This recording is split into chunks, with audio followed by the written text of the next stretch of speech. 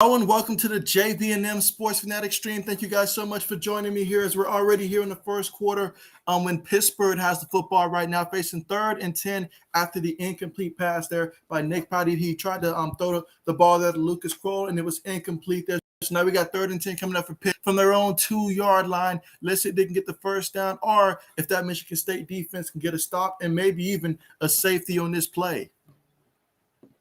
Pitt takes it. It's a play-action fake. Quarterback is on the bootleg. He throws it. Incomplete. So once again, the ball is close, but not quite there. So we got an incompletion there. So that means the punt unit is going to come out here for Pitt early in the first quarter with 14 minutes and 9 seconds left to go here in the first quarter. Score 0-0. And so now Michigan State will get the football for the first time in this game. Again, Pittsburgh without their regular starting quarterback, so we won't be seeing Kenny Pickett out there today, but we'll get to see his replacement at the quarterback in this one. Meanwhile, for Michigan State, Kenneth Walker III, he will not be a part of this game as well, so we'll see how the offense looks without him. But first things first, punts on the way. Let's see if we get a return. All right, so it is returnable. Let's see. He's at the 40, at the 35, at the 30, still on his feet, brought down at the Michigan State 29-yard line. So it'll be the 1st and 10 for Michigan State at their own 29-yard line. I'm sorry, at Pittsburgh 29-yard line.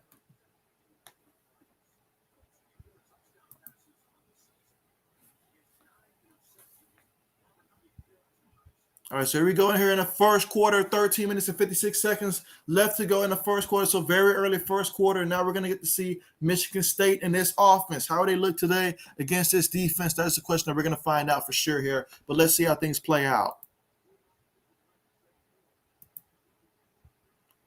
Shaq, what's good with you? What's good with you? How's it going? How is it going? And yeah, just enjoying some college football here. Meanwhile, Michigan State in the shotgun, receiver goes in motion. They're going to hand it to the back. In the back, he picks up about a yard in the carry. That's Jordan Simmons with the carry. Again, no Kenneth Walker III in this game, but he picks up a yard here. So now we got 2nd and 9 coming up for the Spartans.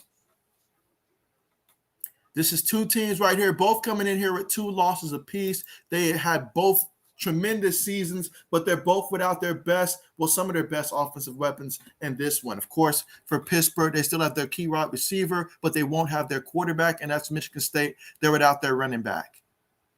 So here they go, quarterback up under center, takes a snap, fakes it to the back. He looks, he throws it to the receiver, incomplete. The receiver was not looking for it. He wasn't ready, but the quarterback did not have all day to hold the ball, so he had to throw the ball quickly, incomplete. 3rd and 9 coming up here. So we'll see if Pittsburgh's defense can get a 3 and out here to match what Michigan State defense did. But yeah, Shaq, who you like in this one? Meanwhile, the quarterback throws it. Is it caught?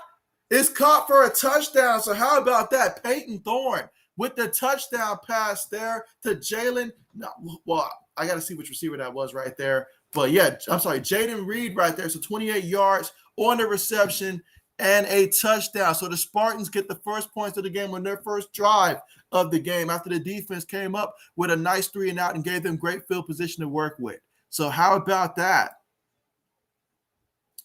Braden, what's good? What's good? Appreciate you for joining. How's it going? How's it going? Let me know who you like in this matchup here, but appreciate you for coming through, and I hope that your week has been going great. And so, Alexis, how is it going? How is it going, and how's the music going? Appreciate you for coming through. Absolutely appreciate you for coming through.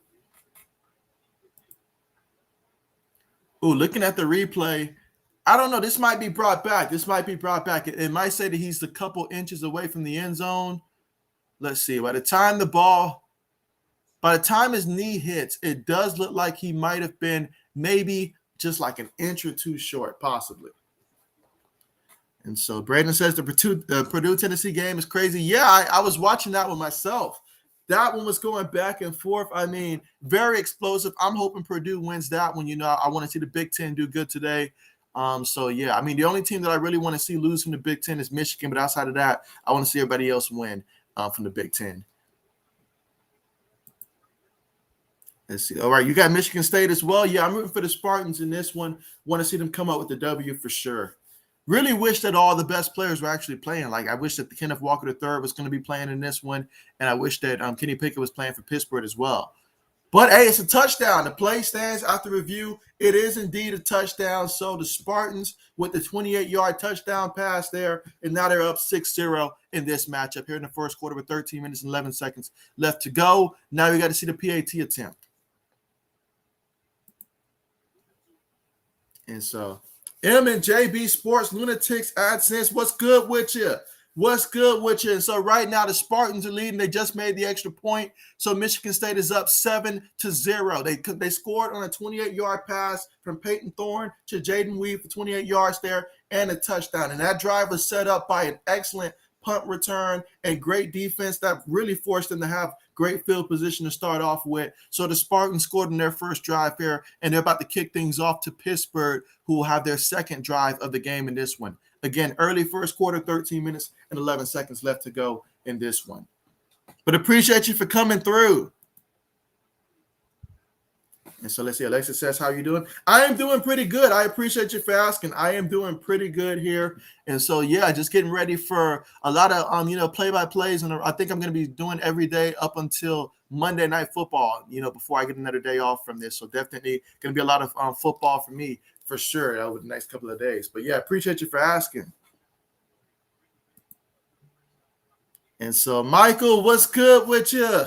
What's good with you? You say Michigan will win. Do you have a final score projection for that? But appreciate you for coming through. Absolutely. Meanwhile, kickoff is on the way. And so let's see if we're going to return here by Pittsburgh. Pittsburgh catches it and no return there. All right, so we're going to have 1st and 10 from Pittsburgh on 25-yard line. So they'll have to go 75 yards to try to get into the end zone. Again, Pittsburgh without their starting quarterback for this one. Now, that defense last time came out there, and Michigan State's got a pretty good defense when it comes to getting after the quarterback and stuff. But we'll see how things match up here. Now, Pittsburgh does still have their weapon at wide receiver, so we'll see how many opportunities he gets in this one.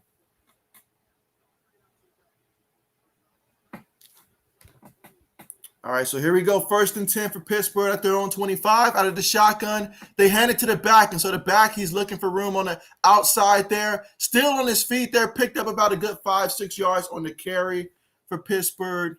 Second down coming up. 2nd and 5 from their own 30-yard line.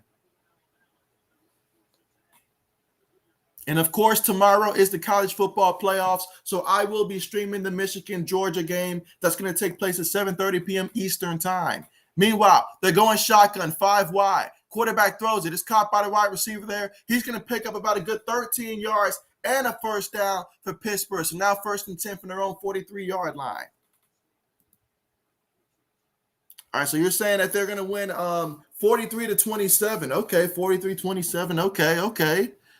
Meanwhile, Pitt, 3 receivers towards the top of the screen here, got a tight end towards the bottom of the formation out of the shotgun. They're going to hand it to the back there. The back cuts up the middle there, and he's going to pick up 5 yards there. So that's Israel right there. I'm not even going to say last name there because it's pretty long and complicated to say. So I just call him by his first name there. Israel picks up 5 yards on the carry. 2nd and 5 coming up there from the Pitt 48-yard line here.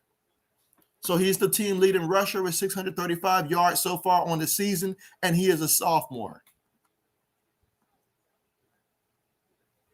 If I'm Pittsburgh, though, I really want to take a hard look here at this quarterback and see, can he be the quarterback of the future for next year and years beyond that? Meanwhile, they fake it to the back. Quarterback bootlegging. He's still looking. He's going to scramble. He picks up the first down easy. Picks up 8 yards there. Excellent decision to just tuck it and run. And, of course, he waited till the last second to see if he can hit one of his receivers there, but ultimately decided to run and pick up the first down. So now we've got 1st and 10 from Michigan State's 44-yard line. So now they're in the Spartan territory. Let's see what they do with it. Again, still first quarter, 11 minutes and 25 seconds left to go. Spartans lead 7-0 so far here in the Peach Bowl. They're going to line up in a shotgun. Tight end goes in motion. They're going to hand it to the back off the right side here. And so the back lowers his shoulders, and, yeah, he's going to pick up 7 hard-earned yards there. 2nd and 3 coming up here from the Michigan State 37-yard line now. Again, 11 minutes left to go here in the first quarter. Spartans up 7-0. 2nd and 3 coming up.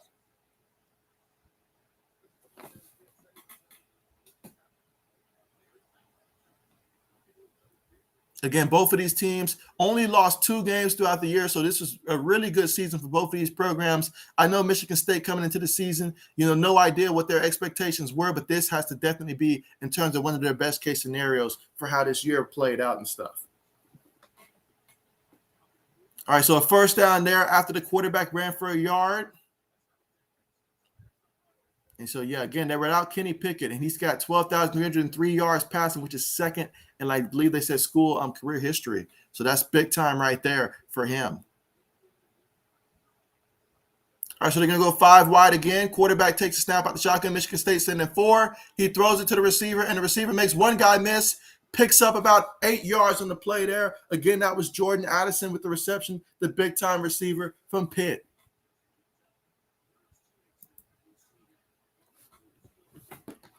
Ten minutes left to go here in the first quarter.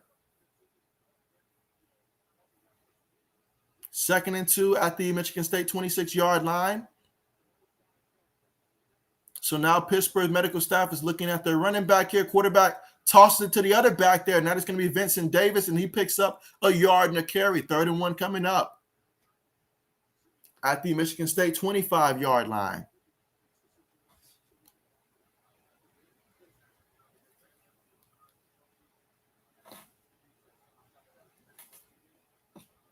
Nine minutes and 25 seconds left to go here in the first quarter. Again, Michigan State is leading this one 7-0 so far in this Peach Bowl here, but Pittsburgh is moving down the field. This time looks like they're going to line up in the Wildcat formation here. Running back takes a direct snap there, fakes it to the receiver, and so he's going to pick up the first down there. Picks up 3 yards on the ground. That's Vincent Davis there with the carry, the backup running back here. So now another first down here, 1st and 10 from the Spartans' 22-yard line. So far in this drive, 9 plays, 53 yards, about 4 minutes and 5 seconds to turn the time of possession so far in this one.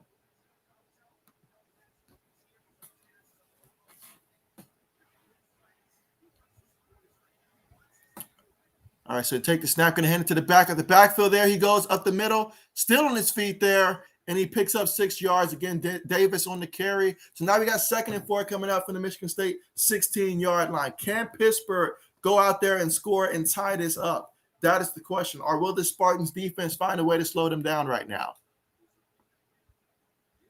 Pittsburgh is finding a lot of success right now running the football. They're going to line up in the shotgun. 3 wide receivers take the snap. Quarterback's looking. He throws it off the wrong foot. Oh, I thought he was going to have that in the end zone, but it's incomplete. Incomplete. So Noah Harvey came up at the last second there, knocked that one away. Pass broken up. 3rd and 4 coming up here from the Spartans 16-yard line.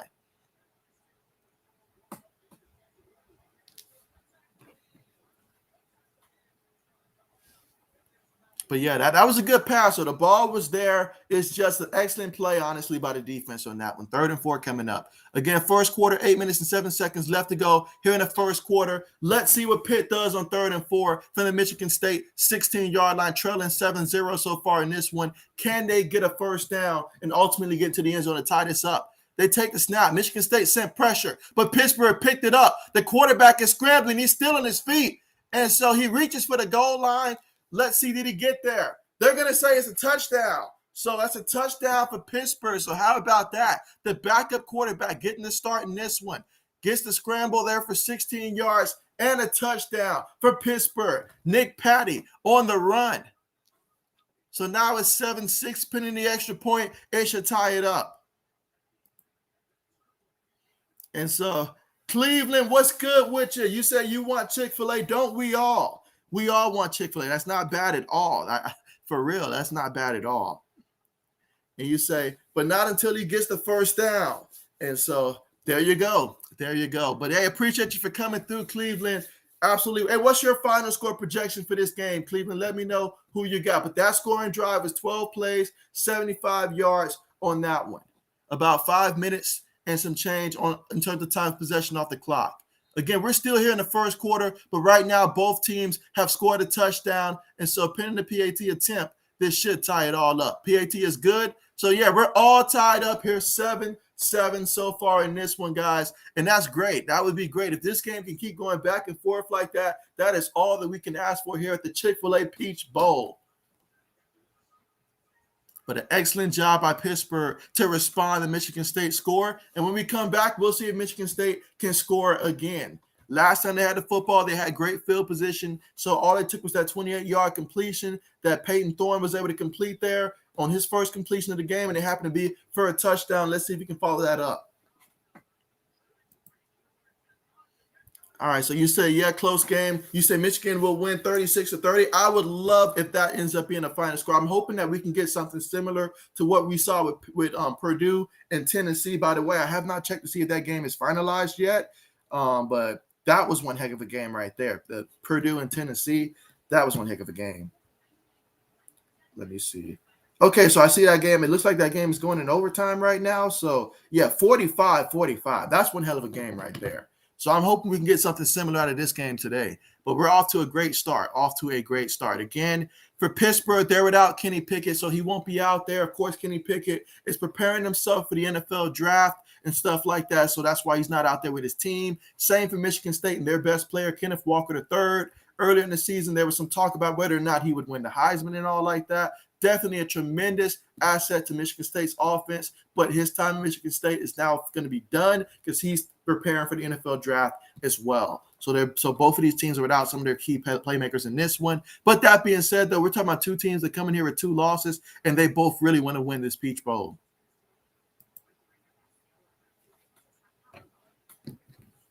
And so far for Michigan State, though, Peyton Thorne, he's, of course, that one completion he had out of 2 attempts, that was for a 28-yard touchdown that was caught by Jaden Reed in the end zone for 28 yards on that touchdown there. Jordan Simmons, he's only gotten 1 carry so far for the Spartans for 1 yard. But, hey, they had good field position, so they were able to score easy. Now, Pittsburgh last time out there, Nick Patty, looking to see if he's going to be that quarterback of the future for Pittsburgh. 2 of 5, 21 yards passing. Then you look at on the ground as a team, 10 carries, 54 yards. Israel, he had 4 carries, 17 yards. The quarterback, Nick Patty, he had 3 carries to 27 yards and a touchdown, averaging 9 yards a carry. And Vincent Davis, he has 3 carries for 10 yards as well. All right, so it looks like Patty was shaking up on that one. Hopefully he'll be able to go back out there for Pittsburgh because you don't want to be down to your 3rd-string quarterback right now in this game. But first things first, let's see how the Spartans do here. No return, so 1st and 10 for the Michigan State 25-yard line.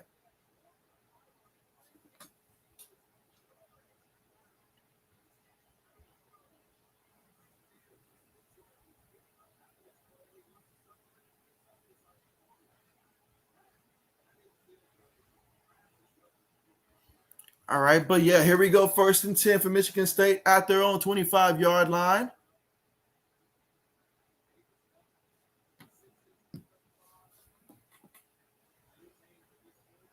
All right, out of the shotgun formation, 3 receivers. They're going to hand it to the back there. He tries to go off the left side there, and he's stuffed in the backfield. Jordan Simmons lost 4 yards on the carry. 2nd and 14 coming up here from the Michigan State 21-yard line. Running the football is so crucial to what Michigan State does offensively. That has been their calling card all season long.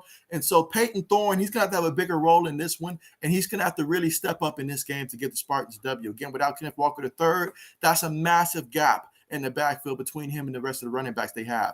2nd and 13 coming up. They're going to hand the ball again to the back, and so this time Simmons is able to get back to the line of scrimmage there. 3rd and 13 coming up. So now we got 3rd and 13. Can Michigan State convert on these 3rd and long situations? They're going to need to in this game, I feel like. They're going to really need to.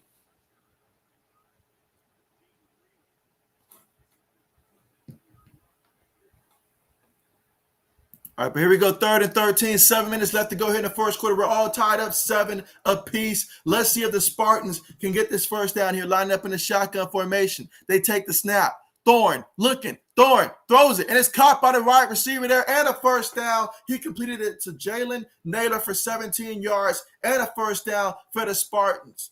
1st and 10 from their own 39-yard line. They're hurrying up to the line here. Meanwhile, Carmichael, how's it going? How's it going, buddy? Who are you rooting for in this one? They hand the ball to Harold Joyner, and he picks up 4 yards off the left side there and takes it to the Michigan State 43-yard line. 2nd and 6 coming up. There is a penalty, however. There is a penalty. Let's see what they call. All right, so we got an offside in the defense there. Okay, so now we still got a first down here, but it's going to be 1st and 5 for Michigan State from their own 44-yard line. That was a huge conversion there by Peyton Thorne, and they're going to need that from him consistently tonight. He's got to definitely pick up the slack that's going to be left without Kenneth Walker III. But yeah, Carmichael, I am doing fantastic. Thank you so much for asking and appreciate you for joining.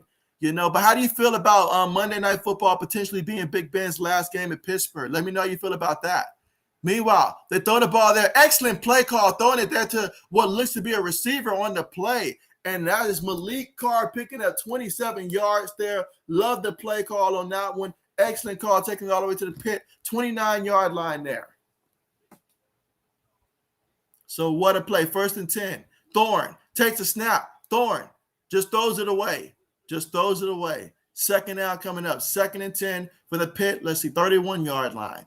Again, first quarter, 6 minutes and 16 seconds left to go here in the first quarter. We're all tied up 7 apiece. Michigan State, last time they had the football, they scored. Pittsburgh scored after that. So now Michigan State is trying to respond once again and see if they can score.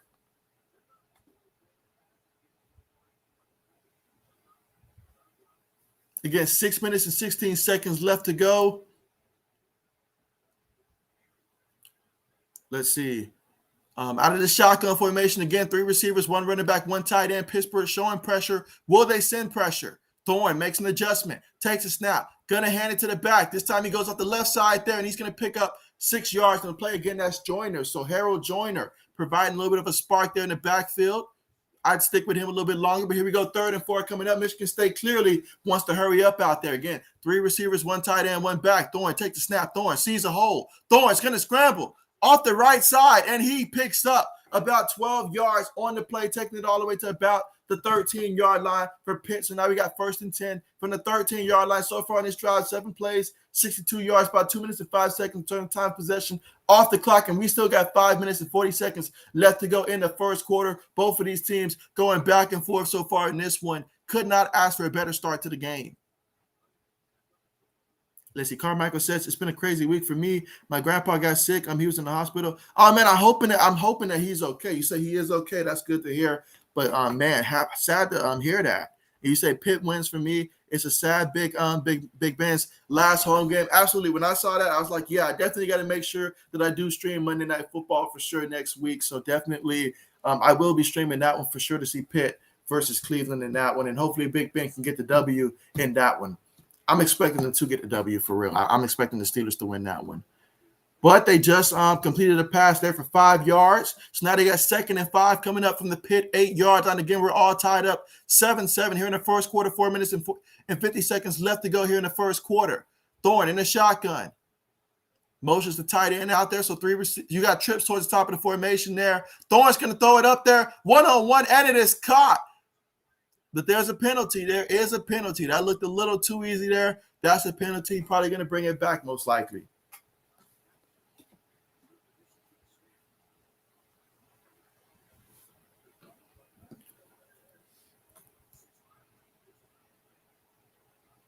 All right, so let's see what the penalty is going to be real quick here. Again, still first quarter, 4 minutes and 40 seconds left to go. We're all tied up 7-7.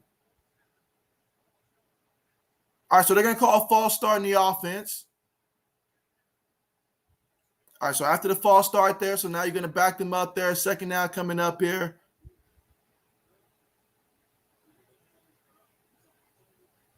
Oh, man, that was a close one there, but yeah. So that moves them back 5 yards there. So now we got 2nd and 10 from Pitt, 13-yard line here. Let's see if the Spartans can punch it into the end zone here, or if Pittsburgh can hold them to a field goal attempt.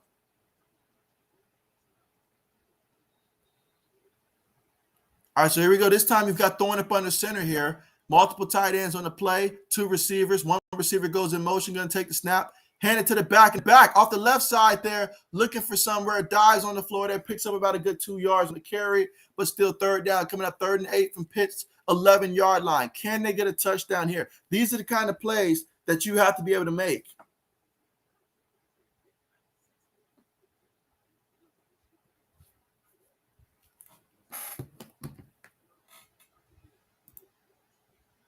And you say, oh, wow, Carmichael. Definitely glad that he is okay then. But, man, that is definitely a scary situation right there. And honestly, for real, like, I'm definitely glad that he is okay, and certainly going to be keeping him in our thoughts and prayers for sure. But definitely glad that he is okay.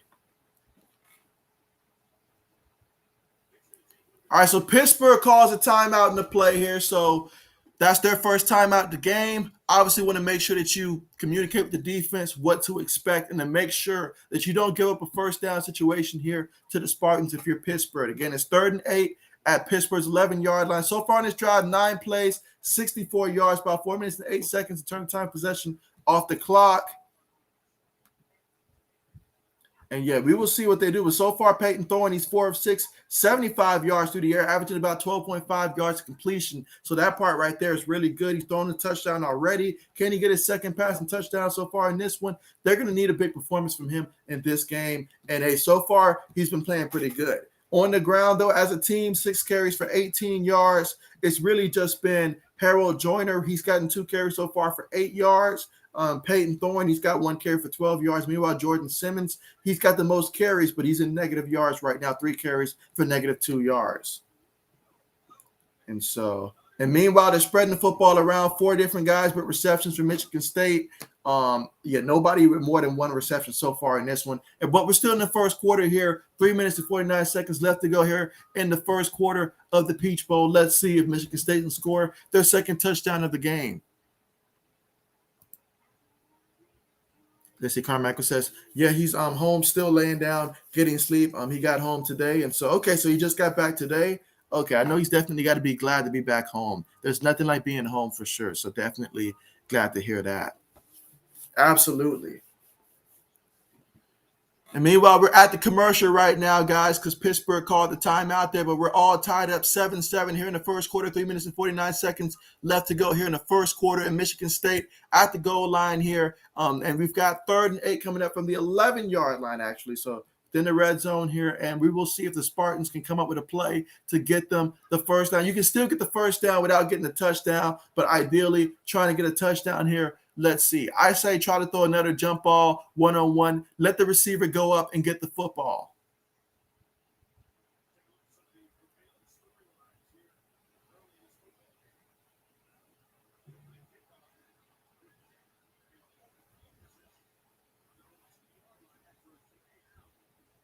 All right, so let's see.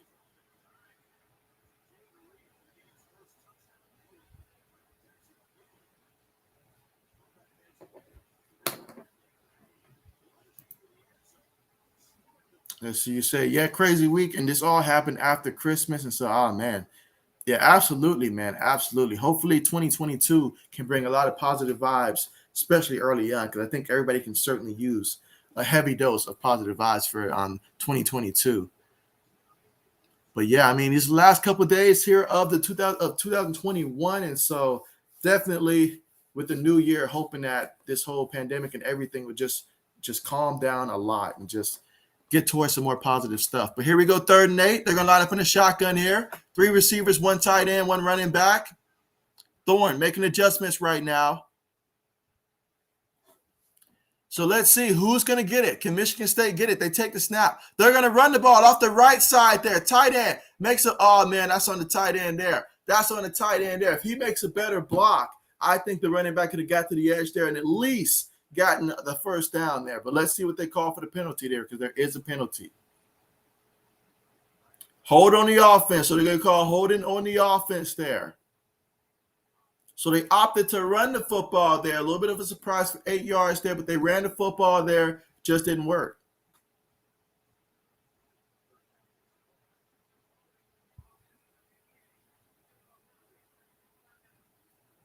All right, so the holding's going to move him back 10 yards and let him repeat 3rd down. So 3rd and 18 this time coming up here and they need 21 yards to get into the end zone. So we will see if they have something in the playbook to try to get them a touchdown here. Otherwise, they'll probably have to bring up the field goal unit.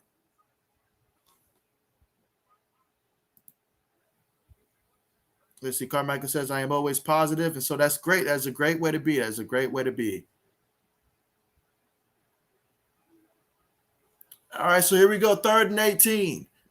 Out of the shotgun. Thorne takes a snap, throws it to the back. The back catches it, tries to make the first guy miss, does a stiff arm. Second guy knocks him out of bounds there only picked up 2 yards on the play. So now it's 4th and 16. So the Spartans will have to try a field goal attempt here on 4th down.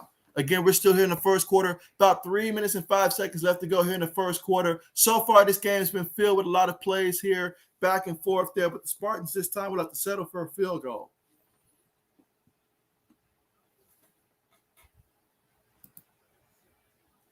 Let's see how Shaq says, what has been your favorite college football game of the season, JB?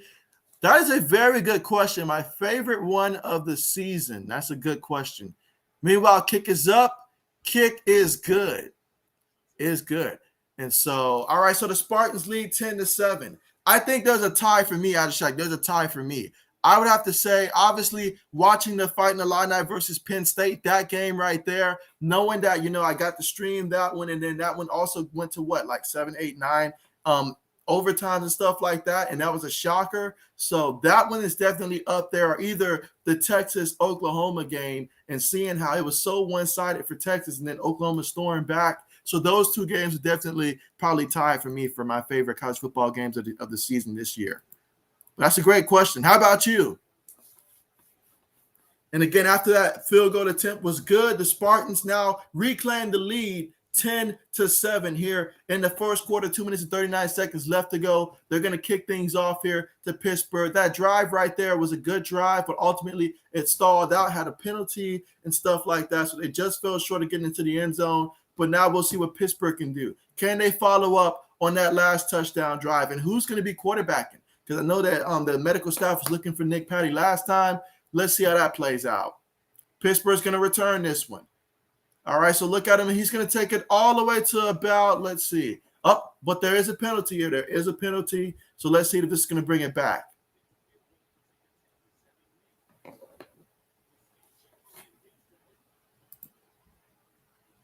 All right, so Carmichael says that he's a Pennsylvania fan. Okay, nice. Absolutely. But yeah, that game right there between Penn State and the Fighting Illini, that was one heck of a game there. Honestly, though, I mean, like, it was crazy. Like, I got to see guys like Chase Brown for the first time really up close, and just it was amazing. It was amazing. All right, so yeah, we did have a penalty there on the return there. So now we've got 1st and 10. I believe they're saying from Pitt 20-yard line there. So, okay, so from the 20-yard line. So now we'll see who's going to be coming out there to play quarterback for Pitt. Is Patty really still injured here, or will he be able to play through it?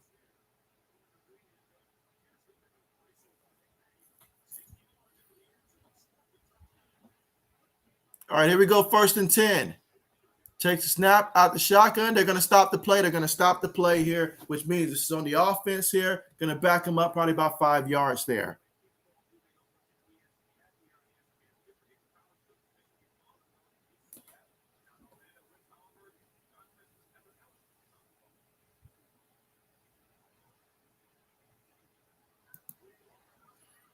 Let's see. Carmichael says, who's my favorite college football player? That's a great question. My favorite college football player probably right now would probably be maybe Chris Olave for the Buckeyes. Obviously being a Buckeyes fan, I mostly watch Ohio State. So Chris Olave, but I got a lot of respect for Kenneth Walker III. I like his game. He's a prospect that if I was a team looking for a running back, I'd make sure that I get him.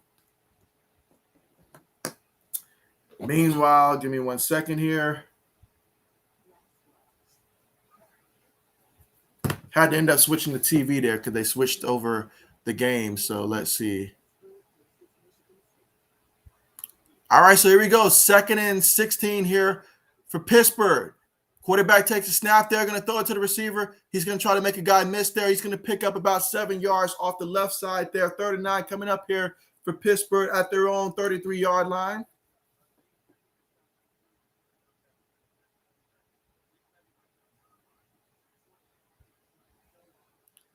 So, yeah, so Patty looks like he's hurt, so he looks like he's done here. So we're going to be looking at Davis Bevel here. What about you, Carmichael? Who's your favorite college player? You two, Shaq. Who are you guys' favorite college football players? 3rd and 9 coming up. Out of the shotgun.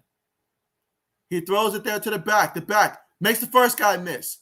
He gets brought down about a yard shy of the 1st down. 4th and 1 coming up here. So now Pittsburgh has been reduced to the third string quarterback in this one. Again, the first string, Kenny Pickett, he's not playing in this one. He's prepping for the draft. Second string came, he got to start this game. And so Patty, he got hurt. And so now you've got Davis Bevel in there for Pittsburgh. And let's see if the third string can provide a magical spark here for Pittsburgh.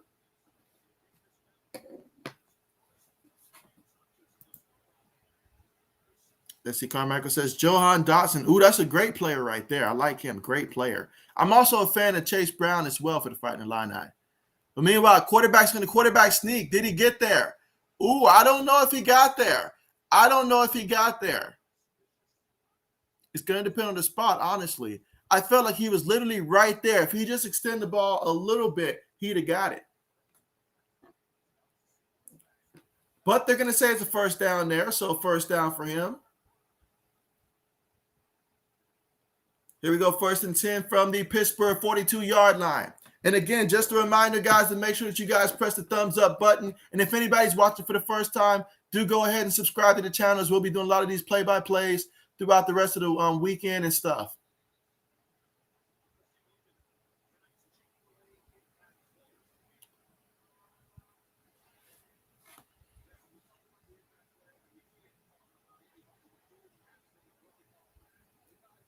But yeah, Jordan Addison, definitely excited to see what he's going to do the rest of this way.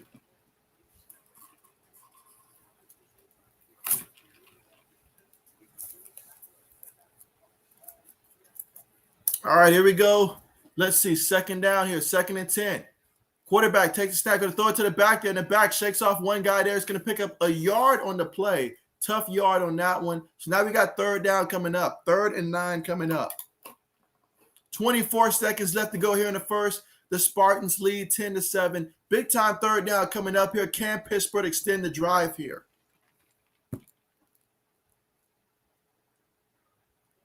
So 3rd and 9 here.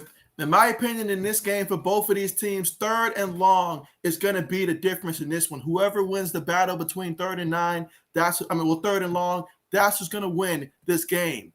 But the end of the quarter is just arose here. So now we've got Michigan State leading 10-7 here at the end of the first quarter, second quarter on the way here in a few. And so we'll see how things play out here in the second quarter. But right now, the Spartans are up 10-7, and Pittsburgh find themselves facing the 3rd and 9 situation from their own 43-yard line to start the second quarter.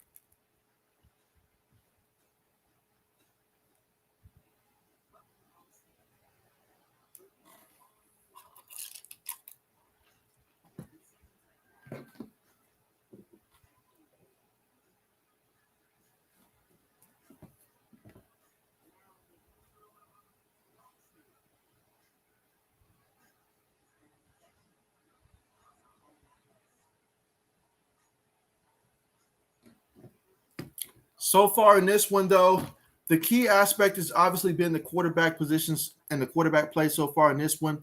Peyton Thorne, he's 5 of 7 for 78 yards passing so far in this one, so averaging over 11 yards of completion. He's got 1 passing touchdown so far in this one. Meanwhile, for Pittsburgh, first it was Nick Patty who was out there. He's 2 of 5. He's got 21 yards passing. I see the cast around his arm, so he's pretty much done for the night, it's looking like. Then you got Davis Bevel in there. 3 of 4, 16 yards passing. We'll obviously have to see how he does there. But, yeah, big opportunity for him to go out there and show what he can do today at the quarterback position. To go from 3rd string to getting to start in the bowl game, getting to play in the bowl game. That's pretty big right there. Then you look at the ground game. Pittsburgh has been running the ground game as a team, 12 carries, 54 yards, although Nick Patty had 27 of those yards there, but still 54 yards as a team and a rushing touchdown. And for Michigan State, a team that is known for running the football so far in this game, 6 carries for 18 yards as a team. And again, we're still at the commercial right now, awaiting the start of the second quarter. And see, Carmichael says this Saturday where I live supposed to get a lot of snow. Okay, so that'll be interesting there. Is this the first time this year that you guys will be seeing snow?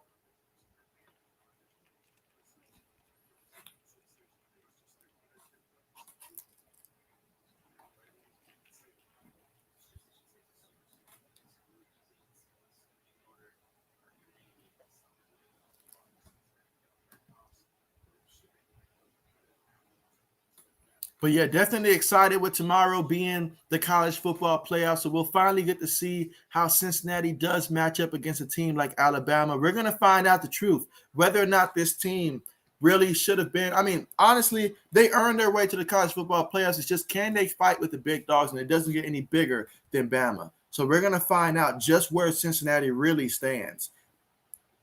And I'm looking forward to it. And, of course, the game that I'm going to be streaming is going to be Michigan versus Georgia. I'm going to be rooting for Georgia. I'll let you know that right here and now. I'm going to be rooting for them. I mean, Michigan had a fantastic season. But, yeah, the Ohio State in me cannot allow me to root for Michigan in that one, as much as I should be doing it for the Big Ten. All right, so here they go. They take the snap. And so, he gets sacked there. He's going to lose about 13 yards on the play. Davis Bevel just doesn't have the speed to get away from the rush of Michigan State. So now Pittsburgh, facing the 4th and 22 from their own 30, will have to punt the football back to the Spartans. Big-time defensive play by Michigan State. If there's one thing I can say about Bevel, he is definitely looks like he's a lot slower than what Nick Patty was back there at the quarterback position. So therefore, the offensive line's got to really protect to give him time.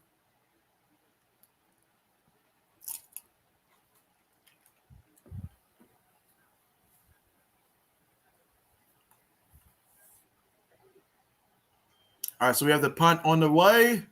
See if we get a return. We will get a return. Makes the first guy miss. Running, still on his feet there. Still on his feet. Okay, he's at the 25, 30. Excellent return. I like this guy's return ability. That's Jaden Reed. Again, Jaden Reed was responsible for that 28-yard touchdown on the first drive for the Spartans early on in that one. So definitely a playmaker there for them. We'll see the kind of game that he has the rest of the way there, but so far coming up big for the Spartans. And Kenny Pickett, look at that, a school record above Dan Marino for most passing touchdowns there, but this kid's no Dan Marino. I'll say that much.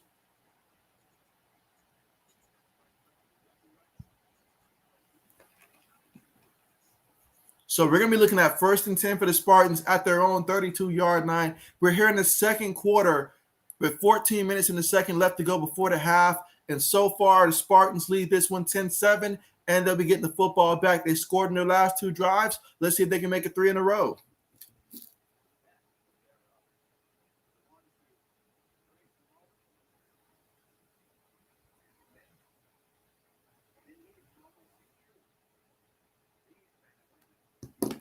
Let's see.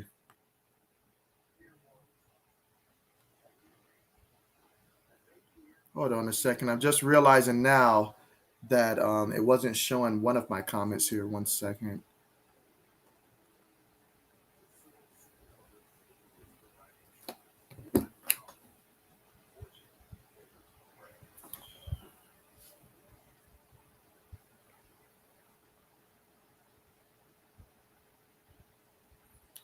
All right, but here we go. Still at the commercial right now, so waiting to return from the commercial here and see what the Spartans will do with the football this time around.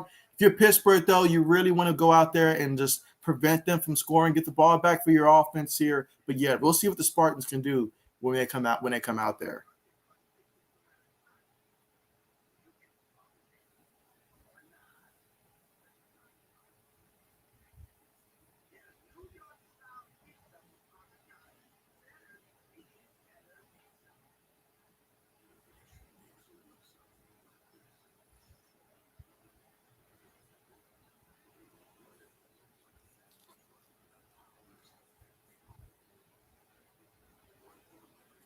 Let's see. I see that right now we're currently at 7 thumbs up here. So let's see if by halftime, if we can reach 15. If we can reach 15 thumbs up, that'll be pretty good right there. So let's see if we can reach 15. But appreciate you guys here for joining. And anybody that's new, don't forget to make sure that you guys do subscribe to the channel, as tomorrow's stream will definitely be Georgia versus Michigan. So certainly looking forward to seeing that one for sure, guys. And yeah, I'll be doing some streams Saturday, Sunday, and Monday as well.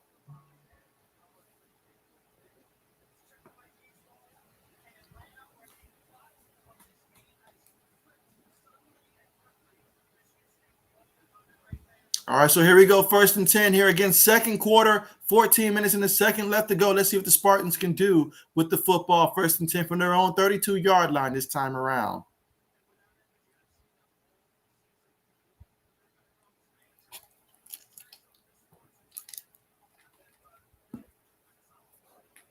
All right, they're going to the shotgun, going to hand the ball on a draw play to the back, and Elijah Collins, he gets no yards on that carry there. So Michigan State still struggling to try to find something going on the ground game here. Honestly, like as I keep mentioning, without Kenneth Walker III, he was so huge for this team and a big portion of their ground attack. That has been their calling card. But here they go, 2nd and 9 here from their own 33-yard line, lining up in the shotgun here. Take the snap. Hands it again, this time to Collins, and he's going to pick up 4 yards this time on the carry. So now we've got 3rd and 5 coming up here from the Michigan State 37-yard line.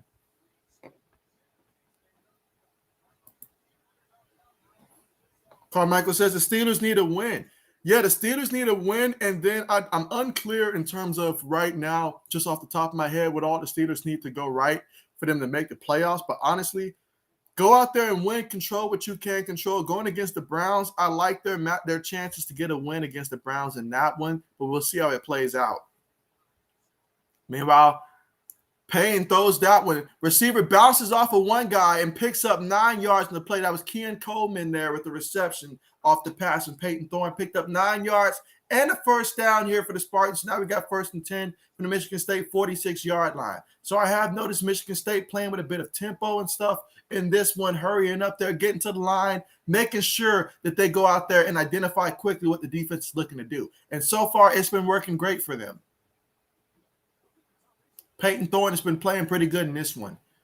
So here they go, one back in the backfield, going to take the snap, going to fake it. Thorne throws it deep off the right side. Has a receiver who catches it one-handed, and what a big-time play. He fell about 3 yards shy of getting into the end zone. What a catch that was. Big-time play there by the Spartans. Again, that was Jalen Naylor with the 50-yard reception. They're saying he was down at the 4-yard line. And that play, the ball was there, and he was able to catch it one-handed. They take the snap early out of the shotgun there, tries to hit the right receiver there. I feel like he was held in the play there. I don't see a penalty, though, so 2nd down coming up. Referee's just letting them play out there.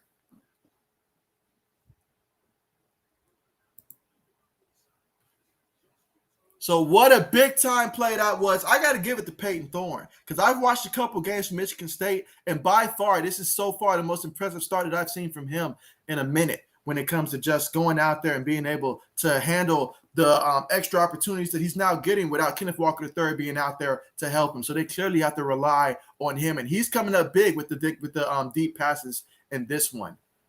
So now they're going to line up in a Wildcat here, but there is a penalty here. There's a penalty. So let's see what they call it. It's most likely going to be on the offense here. Again, 2nd quarter, 12 minutes and 7 seconds left to go here. Spartans up 10-7, knocking on the door once again. All right, so we got a false start, so we're going to back them up 5 yards here. So we got the false start here. So now we got 2nd and goal for the 9-yard line. Last time the Spartans had the football, some penalties started backing them up when they got into the red zone here. They have got to make sure that they play a lot smarter when they get into the red zone, especially here. The offense is moving the football here. They just got to finish into the end zone. In a game like this, you want to finish in the end zone. But here they go, 3 receivers, got a couple tight ends, one back in the backfield. Let's see what Thorne and company can do. He takes a snap there, going to fake it to the back. He's going to keep it, tries to run, but he's brought down by the defender there. The defender was having none of it there and got him in the backfield there. So now 3rd and long coming up once again here for the Spartans. Again, the score right now is Michigan State 10, Pittsburgh 7. So we'll see if this Pittsburgh defense can come up big here and get a stop. But what an excellent job there. Because clearly Thorne, he was trying to go off the right side there, try to get past them, going off the edge there. But the defense end said, nah, not going to happen there. And so Haynes got the big-time play there. So let's see. 3rd down coming up. So far in this drive, 6 plays, 53 yards, about 2 minutes and 40 seconds in terms of time possession off the clock. Michigan State takes a snap there. Thorne's looking. Thorne's going to the end zone there. Ooh, threw it too high. Almost picked off, though, by the safety. He had an opportunity, though. Overthrew his receiver on the play. Incomplete. So let's see. 4th down coming up here. Got to bring out the special teams unit. You got to do it. So here we go. 4th and goal. All right, so right now the score is 10-7. Last time they had to settle for 3 points here. Let's see if they can get 3 more points on the board here and make it 13-7. They're going to have to rely on the senior here.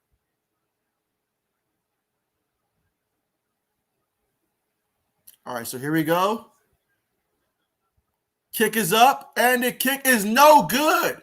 No good. It never curved in or anything. It just went straight towards the right, and it's no good. So the Spartans drop a big opportunity there. I mean, my man Thorne, he connected on that 50-yard pass just to have it count for nothing there. Big time stop for Pittsburgh, and let's see what Pittsburgh can do when they get the football back and we come back to the commercial here. We'll see what the offense can do here as they're down by 3 points, 10-7 here in the second quarter with 11 minutes and 13 seconds left to go in this one here in the Peach Bowl. Again, both of these teams that came in here, with 2 losses, Pittsburgh 11-2, Michigan State 10-2. Both of these programs, this would be a really big win for them if they can finish it off with a W today, and both of these teams really want this game. But yeah, that was a 33-yard field goal missed by Matt Coughton on that one. So therefore, we'll see what Pittsburgh can do when they get the football back. But just to recap the stats so far in this one, you look at, I'll start with Michigan State, Peyton Thorne, 7 of 11. He's connecting on some deeper passes. What I like so far that he's been able to do, he's averaging 12.5 yards of completion so far in this one. He's hitting his receivers when they're deep and they're one-on-one. He's connecting on those passes. He's got 137 yards through the air so far in this one. No turnovers. That's big right there. In a game like this, you don't have Kenneth Walker III, who, in my opinion, is definitely the top running back in the country. He's not playing in this one, obviously preparing for the draft, but that's okay. But, yeah, I mean, he has to account for a lot because right now the Spartans as a team, 9 carries for just 17 yards on the ground. I mean, so they're getting absolutely nothing from the running backs. Jordan Simmons, he started off the game. He's actually got -2 yards rushing off of 3 carries. And then you've got Harold Joyner. He's got 2 carries for 8 yards in this one. Peyton Thorne, 2 carries, 6 yards. Elijah Collins, 2 carries, 5 yards. They're trying to see who can they rely on to actually move the football so far in this one. But meanwhile, receiving-wise, Jaden Weed, he caught that 28-yard touchdown the first time the Spartans scored. And so that's his only reception so far in this one. He's also done a tremendous job on punt returns as well, making sure the Spartans have pretty good field position as well in this one. And Jalen Naylor, he's connected on a couple deep passes there, 2 catches, 67 yards, including that 50-yard catch that we just witnessed on this drive here. And so definitely pretty good there. And we've got about 6 different guys with receptions so far in this one for the Spartans. So everybody's getting involved so far in this one early and often. That's a good sign for the Spartans. You just got to finish. You got to connect on those field goals, and you got to make the opportunities count when they're there. And then you look at Pittsburgh. Nick Patty started off this one. He was 2 for 5, 21 yards, but he got injured on this run that he had in the end zone there. And he had 3 carries, 27 yards, and that rushing touchdown. But unfortunately, he got hurt. He's got a cast on his arm, so it looks like he's done for the rest of the game. So they have to rely on Davis Beeville. Keep in mind now that this is their 3rd-string quarterback that Pittsburgh has. So far, he's 3 of 4, 16 yards. The problem is it looks like he's a lot slower at the quarterback position than Nick Patty is. So therefore, if you're Michigan State, you want to come after this kid because he doesn't have the speed to get away from you. But here we go. We'll see what they do with the football. 1st and 10 from their own 20. Line up in the shotgun. Going to hand it to the back there off the left side, and he's going to pick up about 2 yards on the carry. That's Rodney Hammond Jr. with the 2-yard carry. They're taking it to the Pittsburgh 22-yard line. 2nd and 8 coming up. Again, 11 minutes left to go here before the half. And Pittsburgh find themselves down by 3, 10-7 here. Let's see what they can do with this drive. All right, they're going to line up in the shotgun here. 3 receivers towards the top of the formation here. 1 tight end as well. 1 running back. High snap. He takes it, going to hand it to the back there. The back goes off the right side there, picks up 3 yards on the carry. Now we're looking at 3rd and 5. And these are the kind of scenarios that if you're Pittsburgh, you have got to be able to convert on 3rd and 5 and beyond because you're going to have your share of these opportunities arise in the game, and you have got to make sure that you're converting and taking advantage of these opportunities, especially those that are 3rd and 10 or less. You want to make sure you start converting on some of those. All right, but here we go. Here they're going to line up in the shotgun formation again. This time you've got 3 receivers, 1 tight end, 1 running back. 2 receivers towards the top of the formation, 1 receiver towards the bottom. Michigan State moving around on defense. They send 4. And so Beeville's looking. He throws it near the sideline, out of bounds there, out of bounds. So he threw that one away. And as you can see, he tried to move and throw that ball. And when Nick Patty was in the game, he had the speed on a play like that where he could have probably extended the play long enough to be able to complete it. But now Beeville, he doesn't have that type of speed. And so, yeah, they end up throwing the ball away there and having to punt the football. So here we go, 4th and 5 here from their own 25-yard line. Again, second quarter, less than 10 minutes left to go here before the half, and Michigan State does lead 10-7, and now they're about to see what they can do with the punt return here. All right, a nice clean snap there. Punt's on the way. Let's see if we will get a return here. All right, we will get a no return on this one. All right, so we've got fair catch symbol at the 25-yard line. So it's going to be 1st and 10 for the Spartans from their own 25-yard line. So far here in the second quarter here, we're looking to see who's going to get the first points of the second quarter. But the first quarter, the Spartans got 10 points and Pittsburgh had 7 points in that first quarter. Last time out, Spartans missed the field goal. We'll see what they do this time around. But we're at the commercial right now. When we come back, it'll be 1st and 10 for them at their own 22-yard line.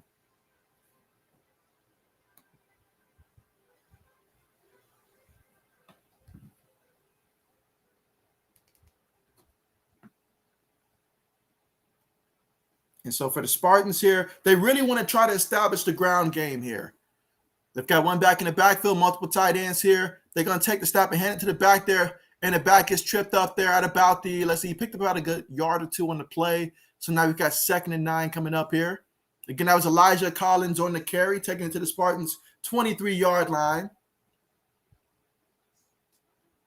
And this is a team that is very accustomed to being able to run the football.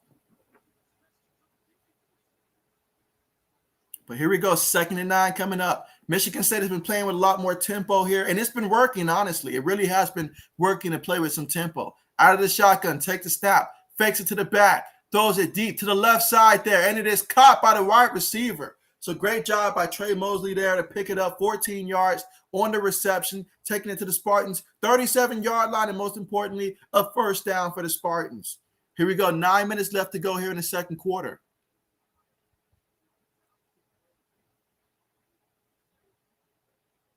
All right, so we go 1st and 10 here. So you got 2 receivers on the play, multiple tight ends, and 1 running back. Thorne's going to line up in the shotgun formation here. Meanwhile, Pittsburgh, they've got 4 guys in the line. It looks like they got a linebacker that may be coming in there. Let's see. Receiver goes in motion. And so they're going to call a screen play, and it's incomplete. Incomplete. I like the play call there, just not the execution of the play. Incomplete. It had an opportunity, though. 2nd and 10 coming up. Again, second quarter, 8 minutes and 36 seconds left to go here. And the Spartans with the lead 10-7 and the football from their own 38-yard line facing 2nd and 10 so far in this one. All right, so here we go. Out of the shotgun formation here. All right, so you got 2 receivers towards the top of the screen, 2 receivers towards the bottom. Out of the shotgun, takes a snap. Pittsburgh sending pressure. The quarterback is going to run. And so Thorne, he looks like he gets the first down. He picked up about 11 yards on the run. So that clearly a quarterback design run on that play, and it paid off there. So now we got 1st and 10 from the Spartans' 49-yard line here. So almost at midfield here. All right, so here they go. Out of the shotgun, going to hand it to the back up the middle. And so, yeah, that's going to be a pickup of about a good 4 yards on the play. And again, thank you guys so much for joining. Make sure you guys do press the thumbs up to show support for the stream. And if you're somebody that's new that's watching, make sure you do subscribe, as I will be doing a lot of these bowl games and stuff throughout the rest of the week, over the weekend and stuff like that, along with NFL games as well in terms of these play-by-plays. But here we go, 2nd and 7. Out of the shotgun, 2 receivers, a tight end, and a running back. Thorne takes a snap there. Oh, they messed up on the exchange there. And so, wow, that could have been a massive mistake there for Michigan State. I don't know what happened on that one. It looked like he handed the ball to the back, and the back was trying to hand it back.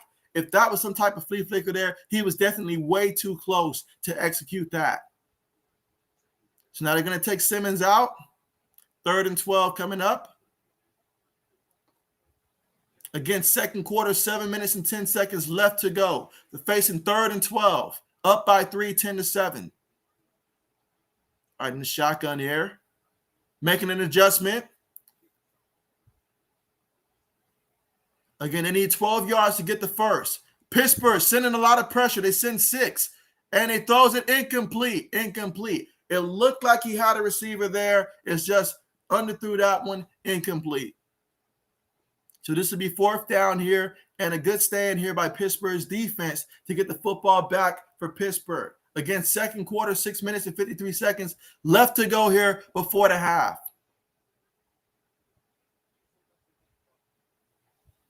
All right, so we've got the punt unit out there for both teams. All right, nice clean punts on the way. Let's see if Pittsburgh will return it. Fair catch assembled. Caught at about the 12-yard line there, so it should be 1st and 10 for Pittsburgh from their own 12-yard line.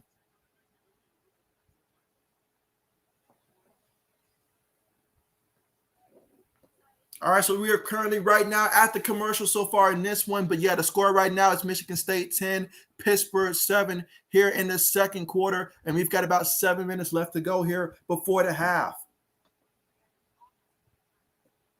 The story so far for Pittsburgh and what they need to do is that obviously losing Nick Patty, that was huge when you lose your second string quarterback there. So they need to find a way to protect for Davis Beeville. So perhaps the best way to do that would be to actually get that running game going. They've been doing a pretty decent job so far on the ground there as a team, 15 carries for 50 yards there. But the thing was, Nick Patty, who's injured for the rest of this game, it looks like, he was responsible for 27 of the 50 yards on the ground. So they have to find a way to replace what they were getting with him on the ground. But with that being said, if they can continue to run the football here, make life a little bit easier for Davis Beeville, I think Beeville does good enough with his decision making. It's just he doesn't have the athleticism to run around and extend plays. So they got to make sure the offensive line protects and gives him time back there in the pocket.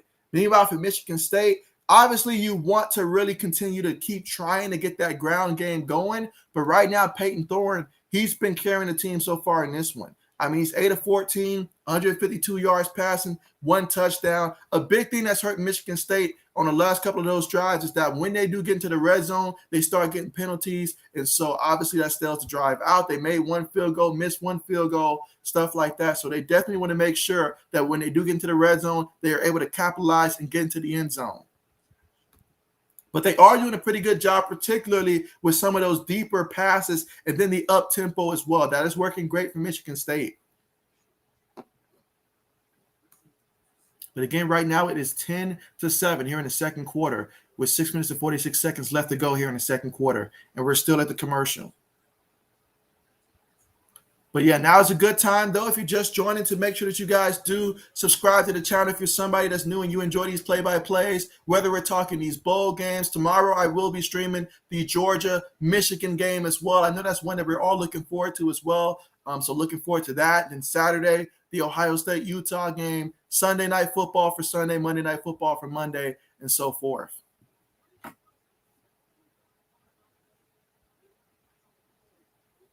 All right, so here goes Pittsburgh out of the shotgun. They're going to toss it to the back off the left side there, and he's brought down in the backfield for a loss on the play. Vincent Davis lost a yard there, 2nd and 11 coming up here from the Pittsburgh 10-yard line.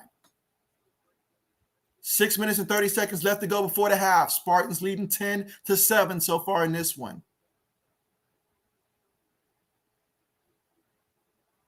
And these are two teams that really want to cap off what has been a tremendous season for both of these teams. You think about the expectations of these two teams from the outside and stuff coming into this season. For them to be at this spot right here, both of these teams have had great seasons. Let's see. Meanwhile, Beeville, he has it, and he shakes off one guy. He's looking to run, and he picks up about a good 8 yards on that play. 3rd down coming up. So now we've got 3rd and short coming up, 3rd and about 3 coming up here. Here in the second quarter with 5 minutes and 40 seconds left to go. He's going to line up in the shotgun here, so no backs with him in the shotgun. So going to be in the shotgun here, 5 wide, takes the snap. Michigan State sends 5. He throws it short to the receiver who juggles it and drops it. Oh, man, he put the ball there. If the receiver makes a clean catch, and that's Addison, by the way, Jordan Addison, their big-time receiver. If he makes that clean catch, he gets the 1st down for this team. But it's incomplete, so now they will have to punt the football back to Michigan State. Beeville did a good job of just identifying him and getting the football off there. But, yeah, great job by the Michigan State defense to get the stop there. And so we will see what they do with this punt return here. And their punt returner, Jaden Reed, he's been doing a tremendous job with these punt returns in terms of making sure the Spartans have good field position as well. So let's see if that happens again. Punts on the way. It was close to being blocked. And so no return on that one. And it takes a Spartan roll. All right, so it's at about the 42-yard line there. So 1st and 10 for the Spartans from their own 42-yard line. So that's great field position if you're the Spartans. Meanwhile, you see a little bit of a scruffle out there between these two teams. Goes to show that both of these teams really want this game right here to cap off what has been tremendous seasons for both of these teams. And we are at the commercial here, but when we get back, it will be Spartans football once again from their own 42-yard line, and we will see what they can do. Typically, when they start off with these good field positions, I would not be surprised to see Peyton Thorne go out there and try to connect on a deep pass somewhere to one of his receivers and see if that works. If I'm Michigan State, I definitely would at least try it again because it has been working at some point in this drive.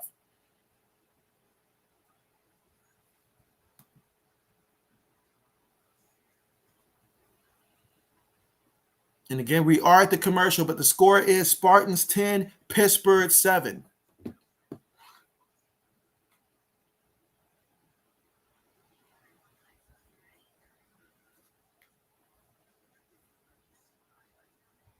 And again, if you guys are watching, let me know who are you guys rooting for. Let me know in the live chat, who do you guys want to see win, and also your final score projection. If you're somebody that is watching the live stream here, do let me know who you guys want to see win in this one as well. Want to hear from you guys.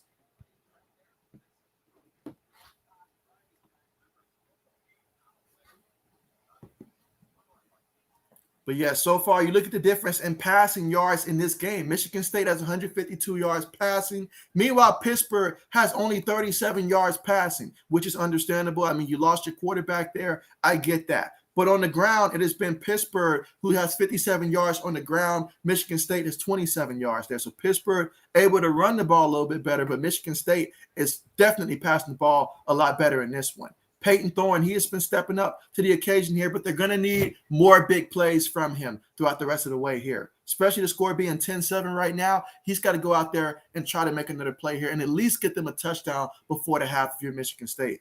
Meanwhile, if you're Pittsburgh here, you just want to make sure you don't let Michigan State score again and that you yourself are able to score before the half, go to the locker room, and then go from there.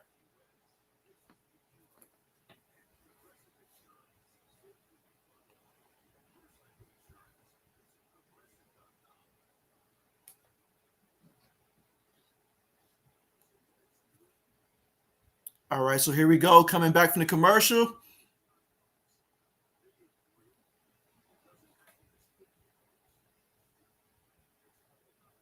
Meanwhile, I see that we are at 9 thumbs up here. Let's see if we can get to 20 thumbs up before we reach halftime.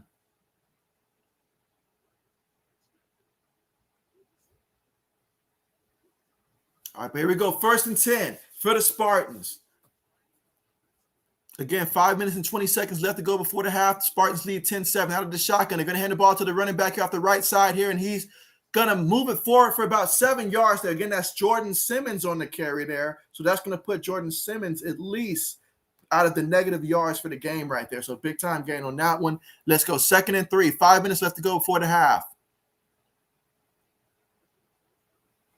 All right, you've got about 3 receivers on the play. Got the tight end outright as well in the slot. So now you've got 3 receivers, 1 tight end. They take the snap, hand it to the back, and the back is met immediately by a linebacker there, and he gains a yard on the play. So now we've got 3rd down already coming up, 3rd and 2 from midfield. This would be huge for Pittsburgh if they can get a stop right here, considering the field position that Michigan State had. We've got a flag. We've got a flag right here. Michigan State tried to snap it early. We've got a penalty. Let's see what they say. So another penalty against the Spartans here for false start. That's going to move them back. I think they called Spencer Brown on that one. And, yeah, you cannot continue to have these penalties against you. It's going to continue to hurt you. And penalties has definitely hurt Michigan State in this game. But here we go, 3rd and 7. Can the Spartans convert here on this 1st down from their own 45-yard line? With 4 minutes and 20 seconds left to go here before the half. Let's see. They take the snap. Thorne's looking. He goes deep to the left. And oh, what a nice catch. What a nice catch by Trey Mosley there. And he picks up 15 yards there and a first down, taking it all the way to the Pittsburgh 40-yard line and a first down. So how about that? Numerous times tonight, I have seen the Spartans come up big with some big-time plays. This is really good right here. I like the way that Thorne is playing so far in this game. But now they've got 1st and 10. This time, Thorne's up under center. Multiple tight ends on the play. 2 receivers towards the bottom of the screen, one back in the backfield. Receiver goes in motion, takes a snap. Hands it to Simmons. Simmons, he picks up about 2 yards on the carry off the left side. 2nd and 8 coming up at the Pittsburgh 38-yard line. Again, here in the second quarter, with about 3 minutes and 30 seconds left to go before the half.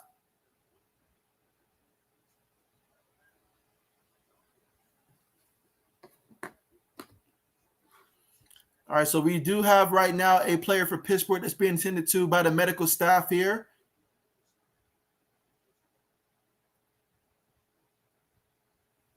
So the medical staff's going to take some time to look at him, and we will be at the commercial right now.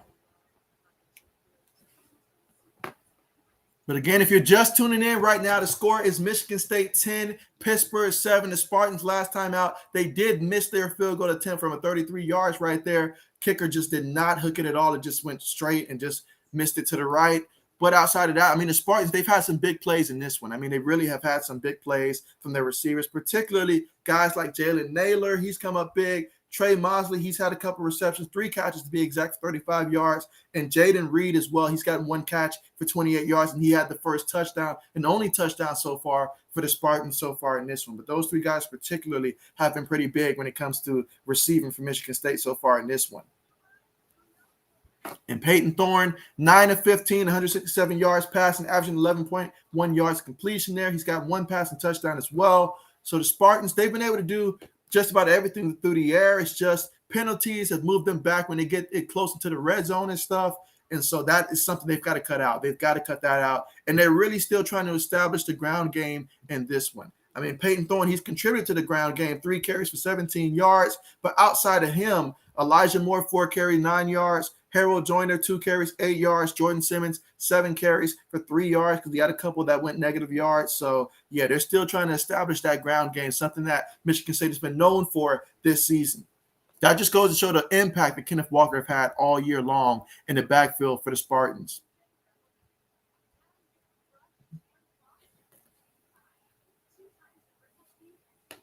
But let's see where we are right now in terms of how many thumbs up we've got so far. Again, we're trying to see if we can exceed 20 before the half.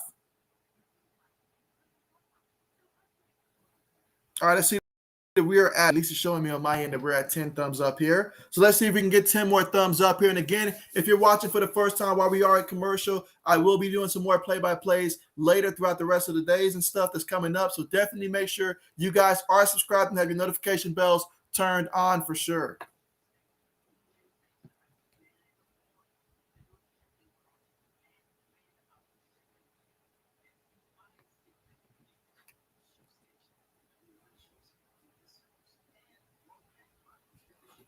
All right, let's see.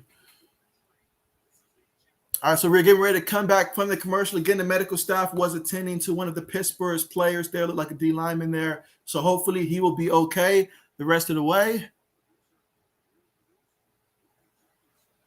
But here we are, second quarter, 3 minutes and 28 seconds left to go. Spartans up 10-7 right now over Pittsburgh, and they have the football facing 2nd and 8, looking to see if they can score. They're in Pittsburgh's territory at Pittsburgh's 38-yard line. So far in this drive, 4 plays for 20 yards. Let's see, shotgun formation, 3 receivers on the play, got a tight end and a running back.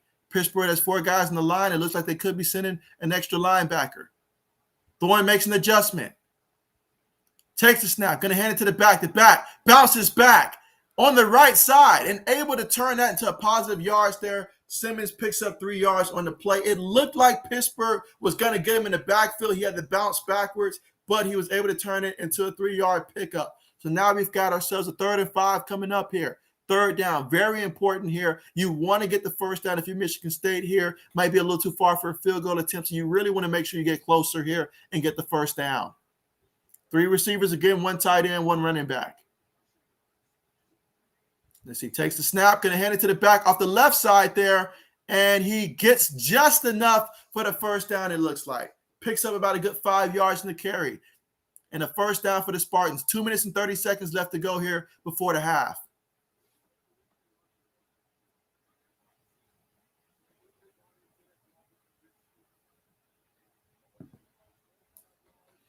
So we've got a first down here. Let's see if the Spartans can cap this off into the end zone. They need 29 more yards to get into the end zone. This is about where they were when they threw that touchdown pass earlier to Jaden Reed for 28 yards. They take the snap, fake it to the back. Thorne going deep off the left side, picked off.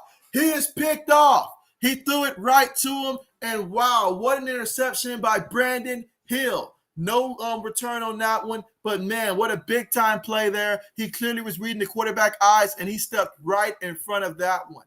So big-time interception. I said it before. If you're Michigan State, you do not want to turn the football over. That is the one thing that can definitely help Pittsburgh in this one.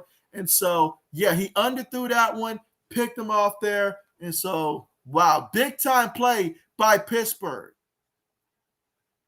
Big-time play there by Pittsburgh.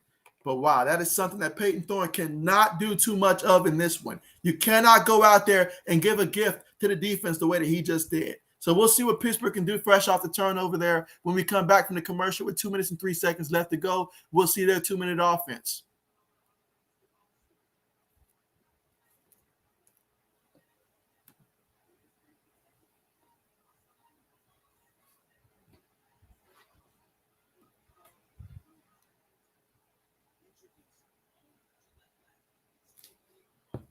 But yeah, after that interception, now, I mean, looking at Peyton Thorne's stats, now he's 9 of 16, still 167 yards through the air, 1 touchdown, but now 1 interception as well. Not to mention he's got 3 carries for 17 yards as well so far in this one.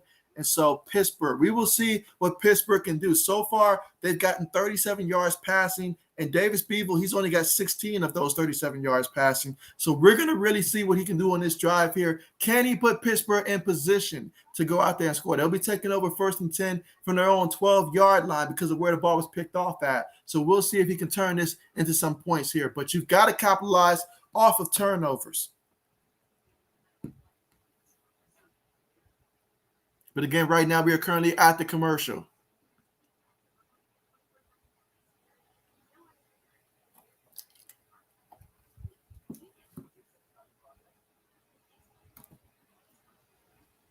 Again, so far, no team so far has scored here in the second quarter. So we've got 2 minutes and 3 seconds left to go. So after the first quarter, where it looked like this could be a game where both teams are going back and forth there, all of a sudden it has slowed down here. And so we will see if somebody can score here in the second quarter.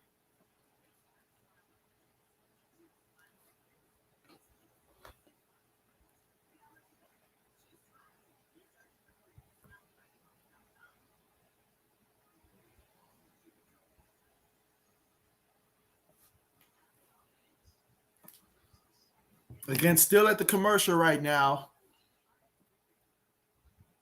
But Pittsburgh will take over after the interception that Brandon Hill was able to pick off from Peyton Thorne. And so we will see what Pittsburgh does with the football here. But a big-time interception because it looked like Michigan State was in position to try to drive down there and at least tack on some more points potentially. But excellent interception there.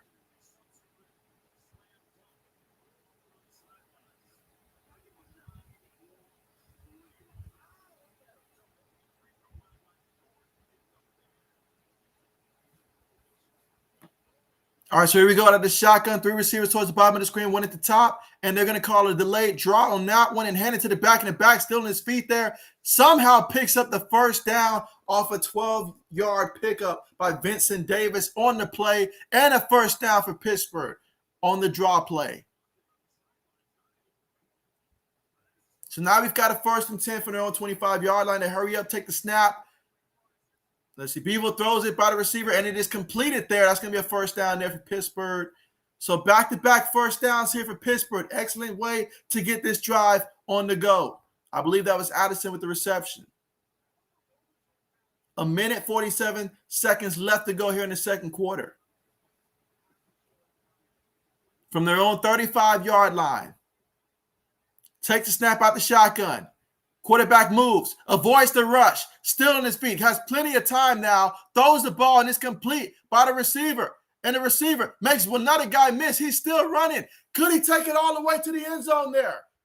And he's going to take it all the way to about the 13-yard line. Wow, what a play. 52 yards for Jordan Addison. That is what you have to love about that receiver right there. That's exactly what he is capable of doing in this play. Even with a third-string quarterback still out there making plays against the Spartans defense. He turned it all the way across field there, picked up 52 yards, and now Pittsburgh is in position to try to score and maybe even take the lead on this one. 1st and 10, a minute 29 left to go. Pittsburgh with 2 timeouts in this one. Meanwhile, Michigan State has all 3 timeouts. Let's see what Pittsburgh does here. It is not a bad idea to continue to get Addison the football. He's the playmaker. That's who you want with the football.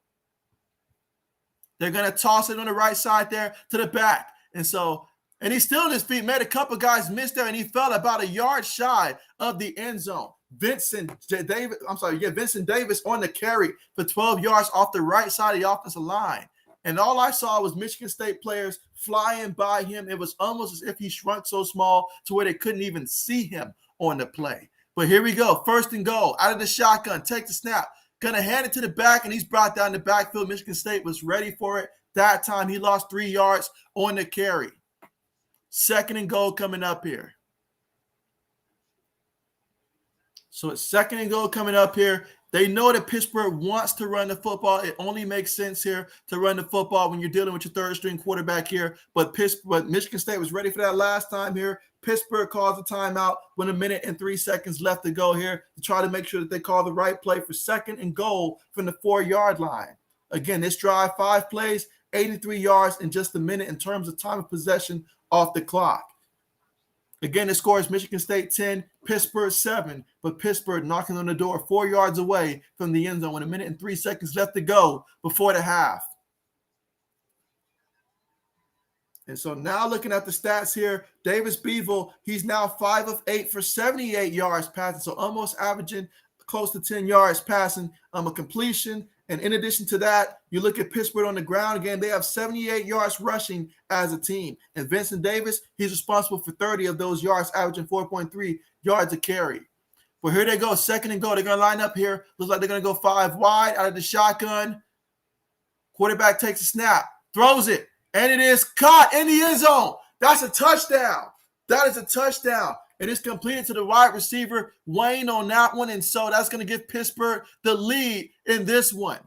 So how about that? Jared Wayne with the 4-yard touchdown reception coming from your third-string quarterback, Davis Beeville.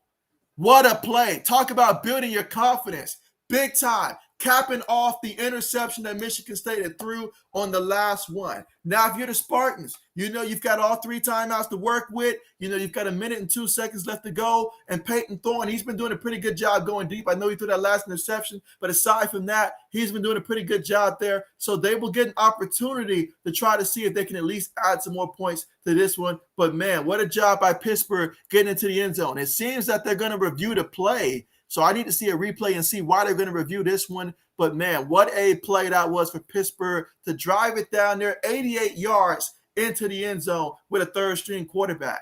Way to flex their muscles there for Pittsburgh and to cap off the turnover there. And that's exactly why I said earlier for Michigan State, you cannot turn the ball over. When you turn the ball over, you really help the other team because then you boost their confidence and you make them believe in stuff. And I truly feel that Michigan State was in a position to where if they scored a touchdown, they could have taken great control of this game. But now we'll see how things go from here. But first things first, we have to check and see if this is going to stand because right now they're reviewing something. So we will see if it has to be whether or not he maintained possession through that catch. That's the only thing you can really be looking at. But we are currently right now at the commercial with 1 minute and 2 seconds left to go before the half. And the score right now, if this stands, is Pittsburgh 13, Michigan State 10. Of course, Pittsburgh would have to kick the extra point if this one stands. And they say the play does stand. So it is 13-10. Okay, so now we'll just wait the PAT attempt here for Pittsburgh.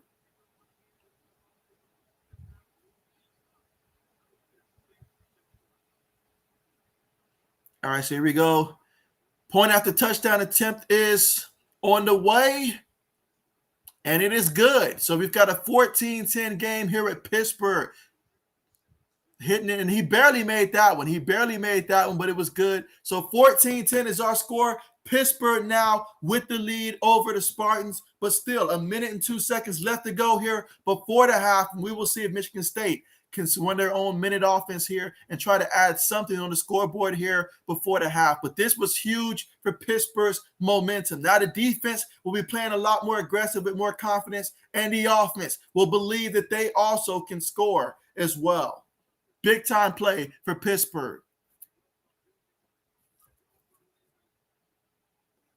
But what a play there. I'm excited for Pittsburgh there. What a play. I'm excited for the third string quarterback to be able to make that play. But now we're getting ready to see the kickoff here sometime soon. And we will see where Michigan State will start off with the football. Special teams for Michigan State, they're doing a pretty good job on some returns, especially for punt returns. We'll see if that can translate to kick returns as well. Kickoff on the way. All right, we will get a return here. Let's see. He's at the 10, 15, brought down at the 16-yard line. So he'd have been better off just letting that one bounce into the end zone. So we're going to have 1st and 10 for the Spartans at their own 16-yard line with 58 seconds left to work with and 3 timeouts. Again, in college football, when you get the first down, at least it stops the clock there, at least till you get lined up there. So that is something that will play into their favor. And let's see if they can at least get into field goal range with 58 seconds here. Thorne has done a good job going deep so far tonight for the most part. Let's see if that continues. But here we go, 1st and 10, shotgun formation. You've got 3 receivers, 1 tight end, 1 running back. Looks like there may be a little bit of confusion here towards the top of the screen. Going to take the snap. Thorne's looking. Throws it to the left there. And it's caught by the tight end there. The tight end's going to pick up about a good 9 yards there before going out of bounds there. Should be 2nd and 1 coming up. 52 seconds left to work with.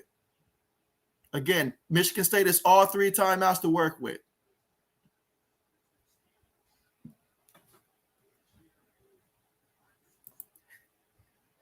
'80s, what's good with you?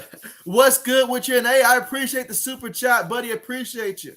You say, JB, I heard you were spotted in Bojangles wearing a Spencer Rattler jersey. I'll address that in a second. Meanwhile, Thorne, he is brought down on the sack there. So a big-time loss on the play by Pittsburgh. That defense is getting more hungry now, more confident, and they are starting to win the battles now, whether we're talking in the secondary, whether we're talking in the backfield now. And so 30 seconds left to go here before the half. The clock continues to run. I wonder if Michigan State would just be satisfied with just running this out and going to the half. It looks that way.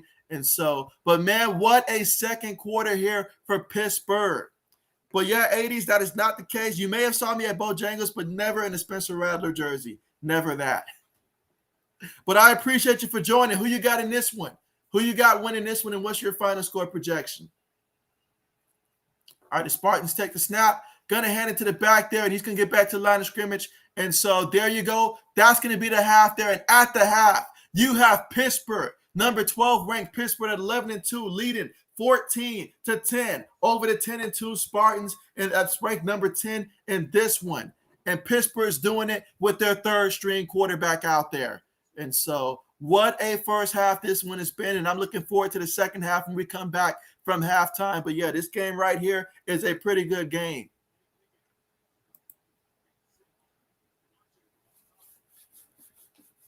Absolutely. And now we are currently at the half. And just to recap everything so far that has led us to this score, in the first quarter, the Spartans, you know, they were up 10-7 at the end of the first quarter. And then the second quarter, the Spartans were unable to score. And then you had Pittsburgh connect on that last touchdown pass there for 4 yards there for 7 yards. But really, though, I mean, Davis Beagle, he did a tremendous job running that 2-minute offense there. Matter of fact, he ran it so good, it became a 1-minute offense out there for Pittsburgh. And so Pittsburgh find themselves up 14-10 over the Spartans there. But what triggered that last touchdown was when Peyton Thorne for the Spartans, he's 10 of 17, 176 yards passing, He's gotten one touchdown, but one interception. And that one interception is what sparked that touchdown drive for Pittsburgh, where Pittsburgh drove it 88 yards there. Again, Addison, he was so huge. That's why Addison, he is such a tremendous playmaker here for Pittsburgh. He makes plays. He's the kind of receiver that he can go in front of a defensive back that's about to pick off the ball and go and make the reception himself. He's that good where he can make a play on the ball in midair. He's just that talented. And so he's been huge for them on that drive. So far in this game, 4 catches, 83 yards for him. And I expect an even bigger second half from Addison as well. Absolutely. And let's see. 80 says Sparta. And so, okay, I like it. I'm going for them as well. Here. I want to see the Big Ten get a W for this one. But, hey, I want to see a good game. I want to see a back-and-forth type of game here. Absolutely, I've got no beef whatsoever with Pittsburgh here. Happy for them as well. So if they were to win, I would not be mad either. It's just I'm doing it for the sake of the Big Ten and our reputation here. But absolutely. All right, let's see. 80 says, all right, so you've got Michigan State winning 27, Pittsburgh 20. I like it, 27-20. Okay, I can see that. I can see that being the case, 27-20. But yeah, maybe I would go something like 28-21 or something like that, 28-24, something like that. But as long as we get something that's remotely close to what we saw earlier between Purdue and Tennessee, just in terms of being a close game, that would be amazing if we can get something like that. Speaking of which, though, that game was tremendous early on. It really was. I mean, matter of fact, I haven't even got to see yet who won that one. And so, okay, so I see Purdue won that one. So that's another W for the Big Ten right there. 48-45 in the Music City Bowl. And what a bowl that was as well, guys. That was one heck of a bowl game as well. But again, right now, we are at the half right now. Score is Pittsburgh 14, Michigan State 10. Now is the perfect time, if you guys haven't done it already, to make sure that you guys do press the thumbs up button here. And let's see where we currently stand right now in terms of thumbs up so far in this stream. Also, it's a good time to make sure that you guys are subscribed to the channel as well. Tomorrow, I will be doing the college football playoff game between Michigan and Georgia in that one. So I'll definitely be streaming that one. So make sure you guys have your notification bells turned on once you are subscribed, so that way you will be notified of future streams that will be transpiring and stuff moving forward.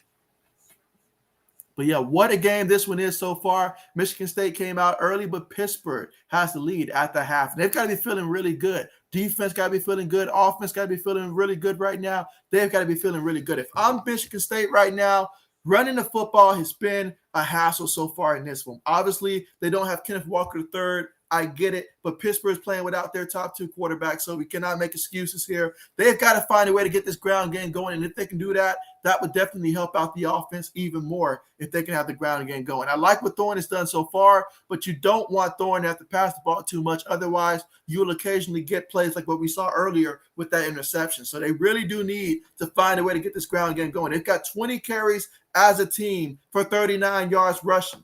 I mean, Peyton Thorne, he's got 4 carries for 9 yards in this one. Elijah Collins, he's got 5 carries for 10 yards. Harold Joyner, he's got 2 carries, 8 yards. And Jordan Simmons, 9 carries for 12 yards. You run the ball 9 times, you just got 12 yards to show for it, you're going to be in trouble.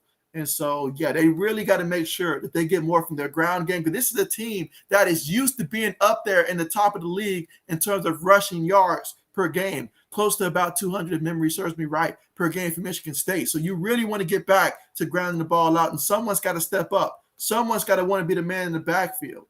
Meanwhile, for Pittsburgh, they have done a tremendous job in this one. Obviously, it started off with Nick Patty. He was 2 of 5, 21 yards. He had that rushing touchdown as well. He was 3 for 27 on the ground, but he got injured on that touchdown that he scored, so we won't see him the rest of the way. But Davis Beevil, now he doesn't bring the athleticism that Nick Patty gives them. And so, therefore, the offensive line's got to continue to go out there and block and give him time. But you give this man some time, and so far he's showing that he can make that play. And that's all you can ask for from your third-string quarterback. I guess you should say backup now, because we won't be seeing Kenny Pickett out there anymore. So I guess you can say backup quarterback. But he's doing a tremendous job out there for them. 6 of 9, 82 yards passing, 1 touchdown, no interception so far in this one. Doing a pretty good job.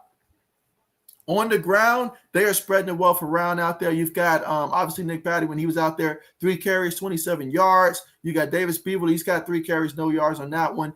You've got their running back Israel. He's got 5 carries, 16 yards. I believe he got banged up earlier in this one. So Vincent Davis has been doing a good job. 7 carries, 30 yards, averaging 4.3 yards a carry. You keep using Davis like that, good things are going to happen for you in the backfield. But so far, really impressed with what I'm seeing from Pittsburgh. Jordan Addison, that is the guy you want to continue to feed the football to. He's got 4 catches for 83 yards in this. As a matter of fact, his 4 receptions lead all in receptions so far in the first half. So continue to get the football in his hands, and good things will happen. He's averaging about 20.8 yards a catch so far. His longest catch of the night was 52 yards out there. So I'm sure he wants to get into the end zone in this game, and I say keep feeding him the football. That's what I would do. Obviously, guys like, Jared Rain, he got that one touchdown on his 1 reception in the end zone. That was huge and stuff. But really, Jordan Addison's the guy I would continue to get the football to. He's the first option every time, and for good reason. Meanwhile, for Michigan State, when it comes to wide receivers and stuff, they've got a ton of receivers that they can utilize in terms of getting the football too. Obviously, guys such as Trey Mosley, he's got 3 catches, 35 yards. Jalen Naylor, he's been doing a tremendous job getting some deep plays and stuff. 2 catches, 67 yards. Already in this one, as long as catching the night, 50 yards. Then you got Jaden Reed. I would like to see them go after him again in terms of just one-on-one. Give him an opportunity to go up there, get the football next time they're within range of the end zone, and let him make a play, honestly. Then you got the tight end, Connor Haywood. He's got 1 catch right now for 9 yards. I've seen him enough times to know that he can be a factor as well in this one. So many different ways they can go about it. Right now, they've got 7 guys with receptions so far for that first half. And so we'll see what these guys can do here in the second half as well. But in addition to that, special teams has been big as well for Michigan State. It is definitely responsible for that first touchdown they had when they had tremendous field position. A couple times in this game, they've had pretty good field position. It's just they had to miss field goal in the second quarter. That doesn't help them at all. And they've got to be able to go out there and stay focused and stop getting penalties when you get close to the red zone. Penalties, I don't know how many Pittsburgh has so far in this one, but I do know that Michigan State has had a bunch of penalties against them, especially on offense so far in this one. So definitely when you get close, you cannot continue to have penalties. I believe that's the reason they had to settle for a field goal the first time around, and they ended up the second time going for the field goal, ended up missing that one as well. But you cannot continue to have penalties back you up in those key situations. Otherwise, you're going to continue to fail, and you cannot continue to make those mistakes. And Thorne, you cannot turn the ball over in a game like this. Kenneth Walker III is not there to be that eraser. You got to protect the football much better. Cannot have interceptions like what he had earlier. Absolutely.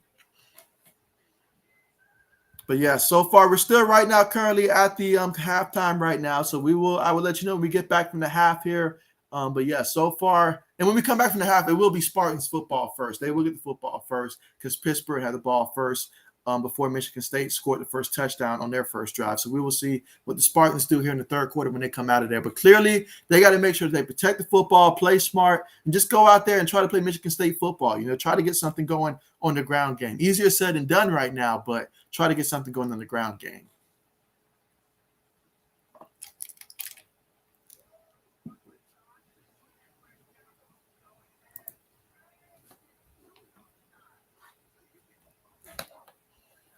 Absolutely. But I want to hear from you guys. Let me know in the chat section which bowl game, and if there's more than one that you guys are looking for, hey, let me know that as well. But what bowl games that are upcoming that you guys are looking forward to? Obviously, I know the college football playoffs.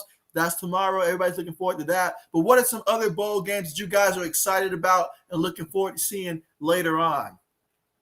Of course, I'm looking forward to seeing in the Rose Bowl. I always love the Rose Bowl. Ohio State versus Utah. I'm looking forward to seeing that one. Seeing the Buckeyes offense go out there against Utah. I'm looking forward to seeing that. But there's so many bowl games out there. Obviously, Oklahoma State versus Notre Dame. That's another good one right there that I'm excited to look forward to seeing that one and how that's going to play out as well. So many good bowl games coming up. I want to hear from you guys. Which ones are you guys looking forward to the most? Because we have some time here before we come back with the second half.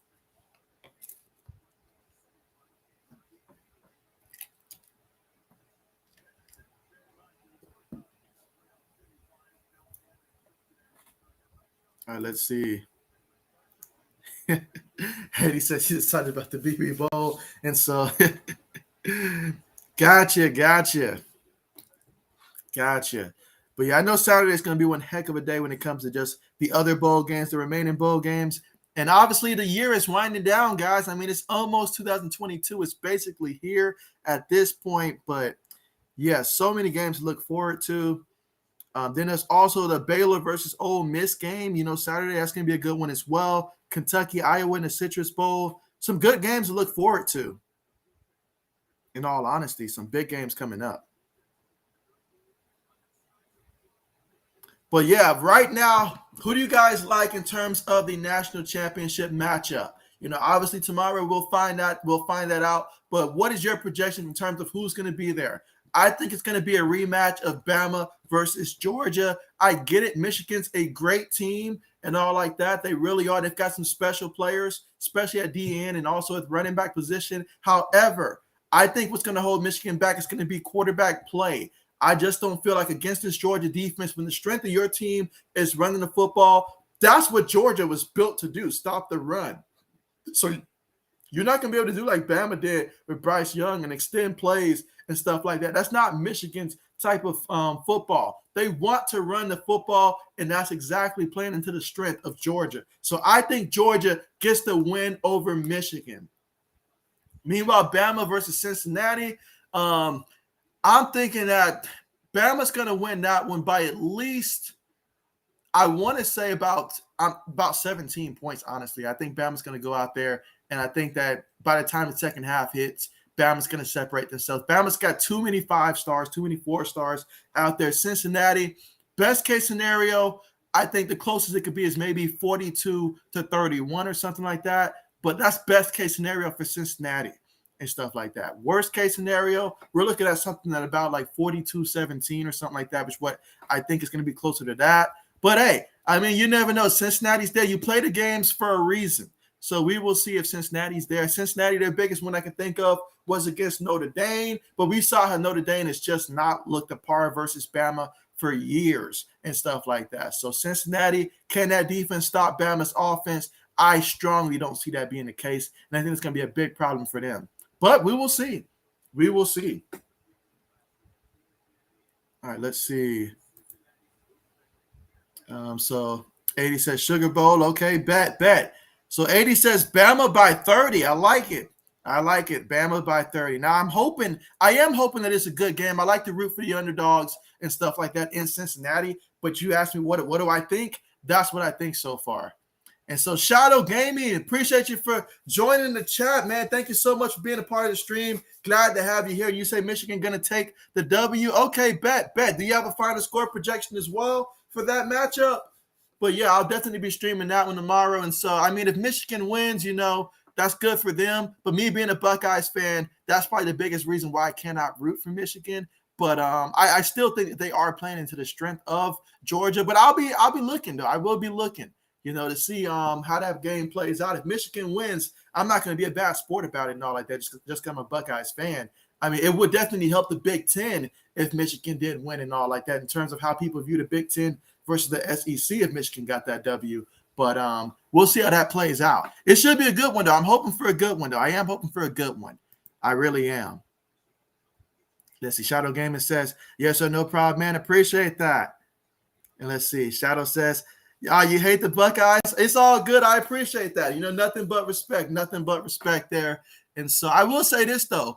That defensive end that Michigan has, that I think his name is like Hutchinson or something like that, I'm looking forward to seeing where he's going to end up in the draft. And that running back that Michigan has, I will say this. I got a lot of respect for him, especially not just what he does on the field, but what he did off the field around Thanksgiving and stuff. I saw him out there giving out turkeys and stuff to the community, using the money that, these athletes are getting and stuff for their likeness and stuff like that, using that money to purchase the turkeys and stuff and give it out to the community. A guy like that is hard to root against. So definitely, if he goes out there and have a big game, then power to him, power to him. That's about as much love as I can show a Michigan team, though, about that much. And also that freshman receiver that Michigan has as well. I forget his name, but he looks super tall out there. He's also going to be a star in the future as well. So I will say that.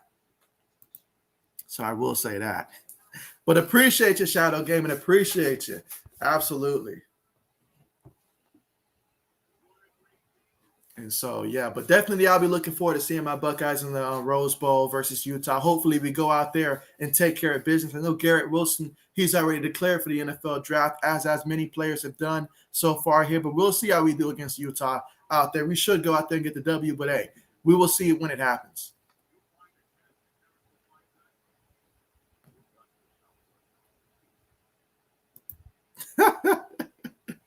AD says you'll be a bad sport like Bill Belichick. Well, I'll put it this way. You're not going to see me throwing any tablets or anything like that. I won't do that because unlike TB12 and stuff, I won't be able to replace my tablet so easily. So I won't be doing anything like that. But absolutely. And so, yeah. But, hey, I mean, I will say this, though. If Michigan did win the championship, that would completely mean that maybe the Big Ten has finally surpassed the SEC possibly. I mean, obviously Bama's still going to be Bama, but as a whole conference and stuff, like absolutely, especially if they go out there and beat Georgia, that would really be something right there. And I think that most people, if you're not biased for one team or another, you probably do want to see Michigan versus Bama because you've already saw Georgia versus Bama, and it doesn't look like Georgia has the answer. So you probably you want to see something different, honestly, and see just how special this Michigan team can be. But I've seen Michigan play some games here, and so even that loss you guys had against Michigan State, that it feels like they took that game away from Michigan, honestly. But at that time, it didn't matter to me either way. I just want to see a good game. But absolutely. And so you say Michigan winning the championship would be insane. Love to see the Big Ten winning, and so I got to give it that, though. I got to give it that. As much as I would hate to see another team other than Ohio State win it, I am rooting for the Big Ten and all these other bowl games. I saw Purdue come out with that beautiful victory in the Music City Bowl there. If Michigan State can come back here, all this stuff, then yeah, that'll be really big for the Big Ten if we can go out there and take care of business as a conference. That is really huge. I'm tired of people looking down on the Big Ten for all these years and stuff. And quite frankly, we need another division out there. We can't just have the SEC continue to be who they are. Then they're going to recruit teams like Texas, Oklahoma to add to what they've already got. Come on, at some point here, the rest of the conference, we got to fight back. You say you're a Michigan State fan, but love Michigan also. Okay, so a Michigan State fan that loves Michigan also. Okay, bet. You say you was actually at the Michigan State Michigan game. You lost your voice. It was a crazy game. And I bet it was a crazy game there. Michigan State versus Michigan. That was one heck of a game there. That's definitely one of my top 4 games that I streamed this year. Definitely. Probably top 3. I'll probably say top 3 for sure. Because I did enjoy the Penn State fighting the Illini game. That one went to so many overtimes. Didn't expect that. And then Oklahoma versus Texas. That was another one of my favorite streams as well. And so, let's see. 80 says SEC fight back. And so, but 80s, aren't you rooting for Penn State? So you should be rooting for the Big Ten as well. And so, Eddie, what's good with you, buddy? What's good with you? Thank you so much for joining the stream, man. Glad to have you here. And you say that Pittsburgh used to be Big Ten or Big East. Pittsburgh was a part of the Big East and stuff. So, yeah, definitely that was the conference, I believe. But I know it wasn't the Big Ten. But, yeah. So, yeah, but appreciate you. Are you rooting for Pittsburgh to win? Yeah, definitely let me know that. Are you rooting for Pittsburgh to win? And so, but appreciate you. Let's see, Eddie says Penn State, of course. And so there you go. I know Penn State. Doesn't Penn State play Saturday? I think they play Saturday, if I'm not mistaken. Are they the first game that's going to come on Saturday, or is it? Okay, so yeah, so they will be the first game of the new year, the first game of 2022, if I'm not mistaken, in the Outback Bowl versus Arkansas. I'm going to be rooting for Penn State to win that matchup. I think it's a winnable game. It's a winnable game for sure. If Penn State goes out there and their defense plays to what I know that they're capable of playing, I think they can shut down that Arkansas offense and they can win that one. But I like the Big Ten odds right now. The Big Ten, we can really do some damage in this year's bowl game. We're already off to a great start, so let's keep it rolling. Let us keep it rolling. Minnesota, they did their job. Proud of them as well. Got that W 18-6 over West Virginia. So let's keep it going. But outside of the Big Ten, though, I do want to see some of these other conferences do well as well. For Oklahoma State versus Notre Dame, I'm going to be rooting for Oklahoma State to win the Fiesta Bowl in that one. And so that'll make me feel a little bit better if they win that one. I hope Iowa's able to beat Kentucky. That'll be nice to have another Big Ten team beat an SEC school. That would be big. For Baylor versus Ole Miss, I'm going to be rooting for Baylor in that one. So a lot of games to look forward to, guys. A lot of games to look forward to. And again, we're still right now at halftime. So if you're just tuning in right now and wondering what I'm talking about here, we are at the half. And the score right now is Pittsburgh 14, Michigan State 10 so far in this one. But now is a good opportunity to make sure you guys press the thumbs up button here. Let's see when it's all said and done. Let's see if we can exceed 40 thumbs up. We're going to be ambitious here. Let's see if we can pass 40 thumbs up for this stream when it's all said and done, guys. And make sure if you're somebody that's watching that's new that you do subscribe to the channel. We do these play-by-plays regularly. Tomorrow I will be streaming the Georgia versus Michigan game. That's right, the college football playoffs, that Capital One Orange Bowl. We'll be streaming that one. It's going to be 7:30 Eastern time. Will be kickoff. Definitely excited to see that one. And, hey, let's see how it goes. Another reason that I'll be pulling for Georgia is that I actually live in Georgia. So, therefore, it'd be nice to see the hometown team actually win for a change in the big game situation. But, hey, if Michigan wins, hey, power to the Big Ten. Power to the Big Ten. Absolutely. And so let's see. Eddie says you've got Pittsburgh to cover, but Michigan State will win something like 27-24. That would be tremendous if that ends up being the final score, honestly. I just want this one to be a close game, but ultimately got to have Michigan State win. Got to do it for the Big Ten here. Got to do it for the Big Ten. But definitely was rooting for Pittsburgh in the ACC because I was just anybody but Clemson in the ACC was what I was thinking this year in college football. Anybody but Clemson. I'm mad at Iowa State, let Clemson win and all like that, but Clemson got that W there. But I was rooting anybody but Clemson in that matchup there.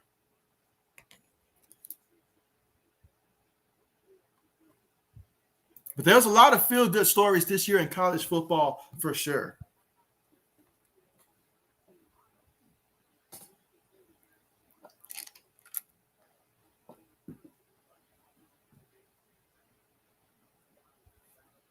Oh, yeah, but 80s, you were absolutely correct, 80s, about the Bojangles and stuff. I did get my Bojangles today, so absolutely. All right, so we're getting ready here to start the third quarter in this one. Pittsburgh's about to kick things off again. Right now, they lead 14-10. Let's see what the Spartans can do to fight back in this one. Kickoff is on the way. Let's see if we will get a return here or not. No return. So Michigan State will take over 1st and 10 from their own 25-yard line here in the third quarter, trailing 14-10. They have got to continue to fight to try to get this running game going. Michigan State is really reliant on their running game. It's so big for what they do here. And so we will see if they will be able to get something going here. But definitely they have to continue to keep trying to get that run game going.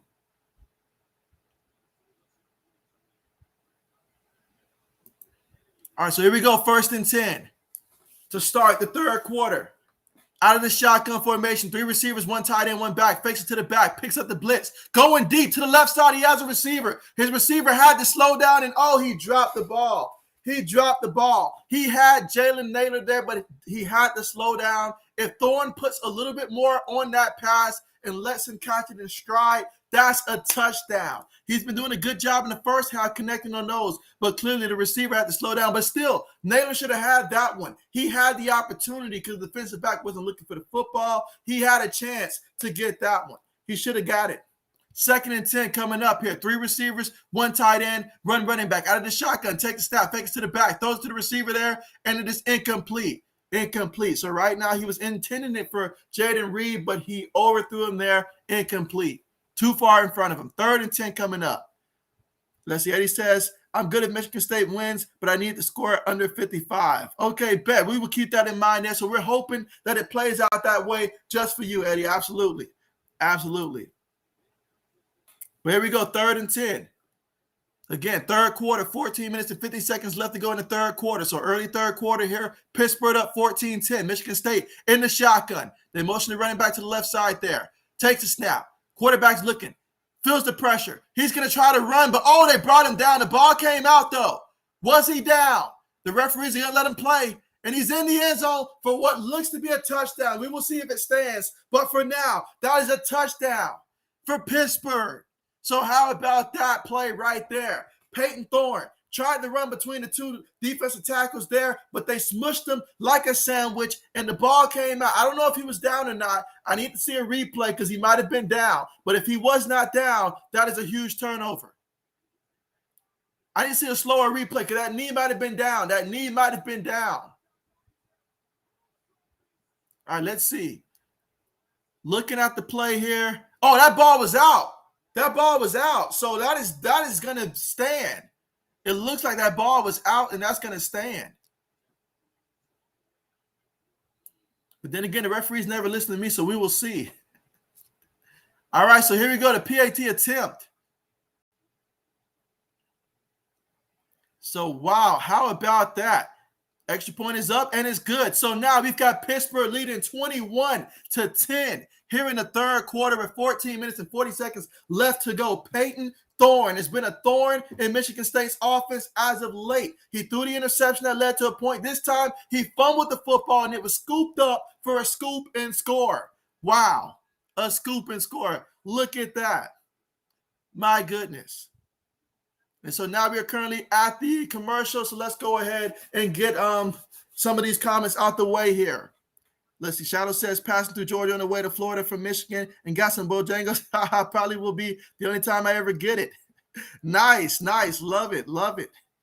Eddie says, okay, so that's why Kenneth Walker III, he is my best back in the draft for sure. Absolutely.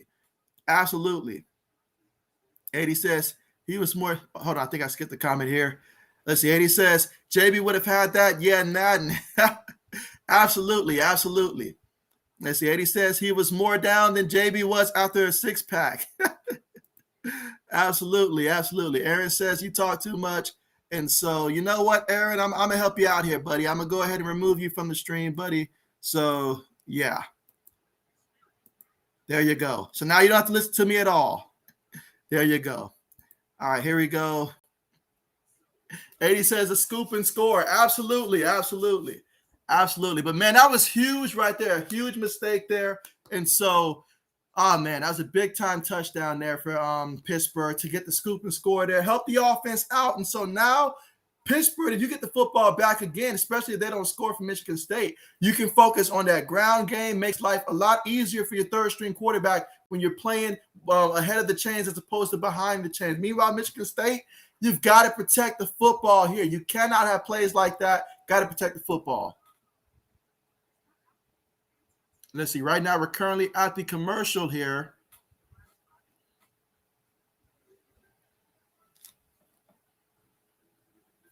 But yeah, right now the score is 21-10.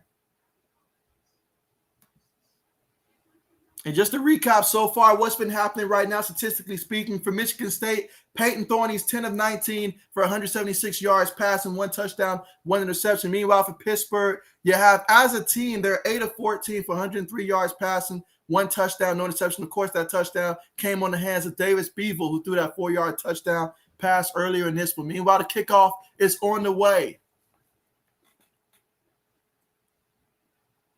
All right, so there we go.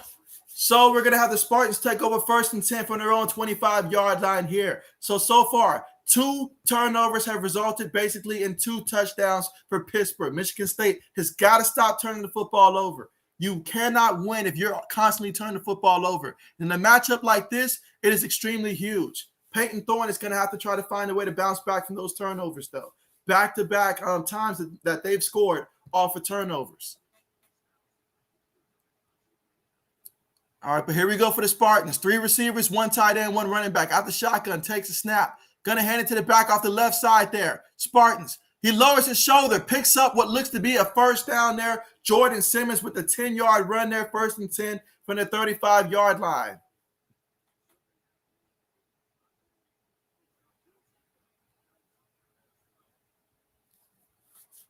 All right, so here we go. 1st and 10 out of the shotgun. 3 receivers, 1 tight end. Take the snap. Going to hand it to fake it to the back. Actually, he keeps it. Going to pick up about 2 yards on the carry there. Peyton Thorne with that carry. 2nd and 8 coming up here from the Michigan State 37-yard line.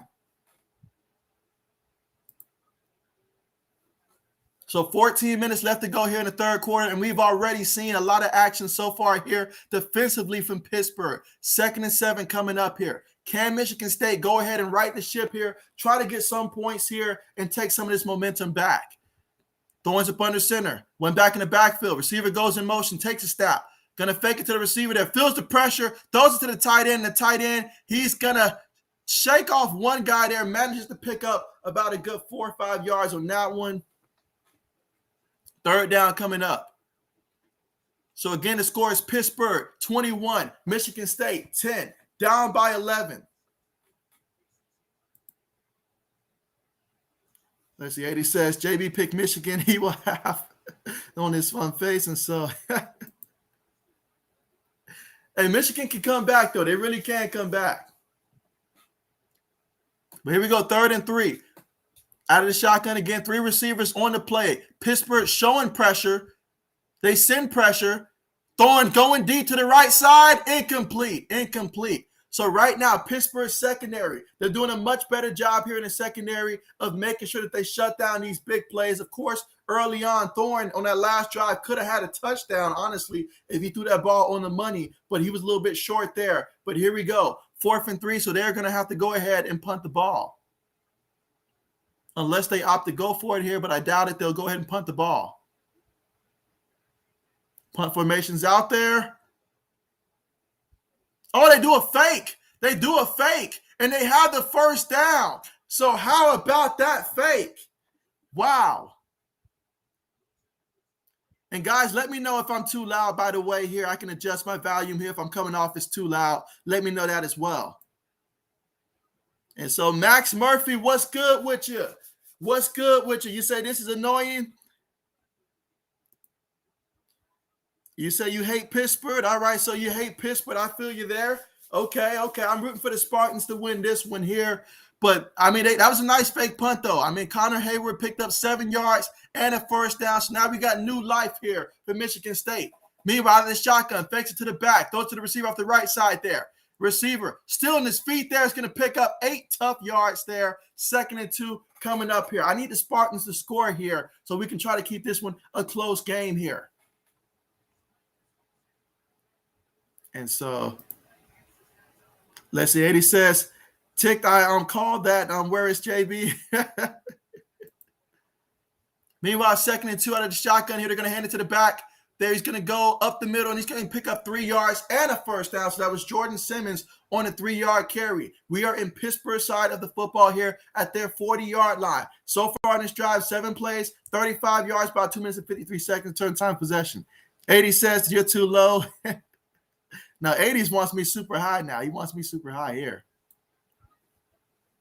But this is a good opportunity, though, for Michigan State to go out there and score something, whether it's a touchdown or a field goal, preferably a touchdown, and let's get this game to being close again so we can have a good finish in this one.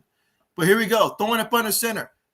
2 receivers, 2 tight ends, 1 back. Receiver goes in motion. Snaps the ball. Play fake. Thorne moving around.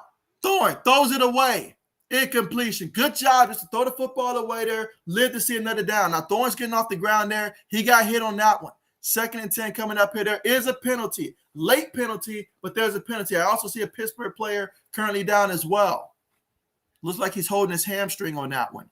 Again, third quarter, 11 minutes and 3 seconds left to go here. Pittsburgh leading 21-10, but Spartans with the football, 2nd and 10. But let's see what this penalty is.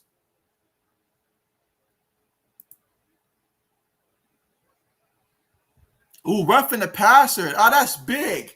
That is big right there. You gift them a first down and 15 yards there with that roughing the passer call there. Wow, let me see the replay. Okay, yeah, that was way after the pass on that one there. Way after the pass. They're not going to let you get away with that one. And so, Ben, what's good? What's good? You say, why can't I buy a peach at Chick-Fil-A? You know, I thought the same thing when I was thinking of, I thought about that like yesterday. I was like, I wonder why they combined the two. It's not like you can actually do that. So, well, that's a great question, Ben. Glad to have you here, and let me know who you're rooting for in this one.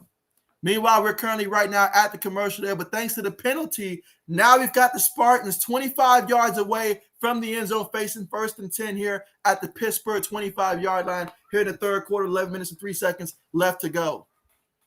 And let's see, Max says, you think that Jordan Addison is overrated. Okay. So you got him overrated. Okay. And so I felt that way kind of a little bit about Pittsburgh's quarterback, not necessarily Jordan Addison, but the quarterback, Kenny Pickett. But hey, we will see. We will see how things play out for sure. And so Marcelo V, what's good? What's good with you? And you say, let's go Spartans. All right. So yeah, hey, I really need to see the Spartans score, regardless of who you guys are rooting for. We want to see a good bowl game here. So definitely it'd be nice if the Spartans can go ahead and score a touchdown here. And I would love for this to turn into the type of game as to what we saw in the Music City Bowl between Purdue and Tennessee. That was one heck of a matchup here. So hey, we want to get it. And so a peach milkshake. Okay, 80s. Now you're just trying to make me hungry at this point. Now you're just trying to make me hungry. And so money line method, man, what's good with you? And you say, let's go Pitt +6. All right. So far in the stream, I think so far, most of us have been rooting for the Spartans so far, but we've got someone here for Pitt here. So yeah, definitely keep them coming, guys. Let me know who you guys are rooting for. But yeah, appreciate you for coming through money line for sure. And so yeah, definitely anytime you got money in your name here, that's always welcome for sure. Absolutely. And so let's see, Max says, yeah. And you say, that's my type of penalty. So Max says he will take that penalty. And again, we're currently right now at the commercial, guys. But when we do come back here, it's going to be 1st and 10 for Michigan State at the 25-yard line. And so this is exactly what they need, an opportunity to try to get things going here. It'd be nice if they can get the ground game going. They really need to get that run game going to take some pressure off of Peyton Thorne. You don't want him feeling like he has to do everything out there for the Spartans. Meanwhile, if you're Pittsburgh, you're feeling nice and confident leading 21-10, but you rather hold them to a field goal attempt as opposed to a touchdown if you're rooting for Pittsburgh out here. Let's see how this plays out here. Now, I'm a Big Ten guy here, so I'm rooting for the Spartans here because of that, but I definitely want to see this turn into a tremendous game here is what I'm hoping for. Again, we have both teams here without arguably their best players in the game. Pittsburgh without their quarterback, well, the top 2 quarterbacks now, honestly. And then you've got Michigan State without their top running back. And talk about the difference between having him and not having him is day and night. But that's not going to stop these two teams that are hungry for a victory here in the third quarter, 11 minutes and 3 seconds left to go. Pittsburgh leading 21-10. Let's return back to the action. Spartans take the snap. Going to hand it to the back there. Shakes off one guy, but he's going to lose some yards on that carry. Jordan Simmons lost 5 yards on the carry to the right side there. Pittsburgh was in the backfield. They won that battle at the line of scrimmage well in advance of that snap there. So 2nd and about 14 coming up here for the Spartans.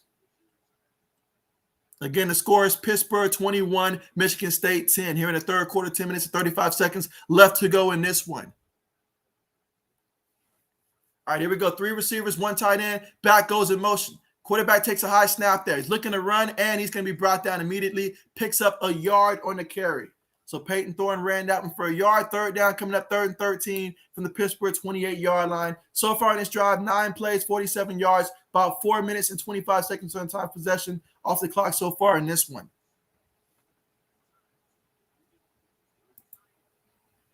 Let's see. 80 says JB's excited for the Bojangles Bowl. I feel like I invented that bowl, honestly. If not invented, then I at least supported it. For sure. And Max says Luther Burden is going to be a generational talent. So there you go. Heard it here first. I like that. I like it. But here we go. 3rd and 13 for the Spartans here. Can they get the first down? Thorne takes the snap. He's looking. He throws it. Too high for his receiver, and even if his receiver caught it, he wasn't going nowhere. So incompletion. So 4th and 13 coming up here for the Spartans at the Pittsburgh 28-yard line. And let's see if this time they can connect on the field goal attempt. They did miss a field goal earlier in that one. Looking back on it now, if they made that one, it would already be a 1-possession game. But you at least wanted to get this to be a 1-possession game here. Let's see if they can connect on a field goal attempt here. Oh, they're going to go for it. My bad. They're going to go for it here. Okay. So now we've got, let's see, 3 receivers, 1 tight end, 1 running back. I guess it must be a little too far for their kicker here. There's 5 seconds left on the play clock. So whatever they're going to call, they may want to call it now. They snap the ball. They're going to go deep to the right side there. Receiver. Oh, he's unable to fight for it. The ball was in his hand there. Jalen Naylor unable to bring it in there. Incomplete. And so big time stop there for the Pittsburgh secondary. Was broken up by A.J. Wood there. And so, wow. And now it seems like Wood is currently being looked at by the medical staff there after he hit the ground, after breaking that one up. But, man, what a big-time play that was by Pittsburgh to get in there and break that one up. The receiver had the ball in his hand. It came down to who wants it more, honestly. That's one that if you're Naylor, you have got to catch that one. It's 4th down. You got to put your all into it.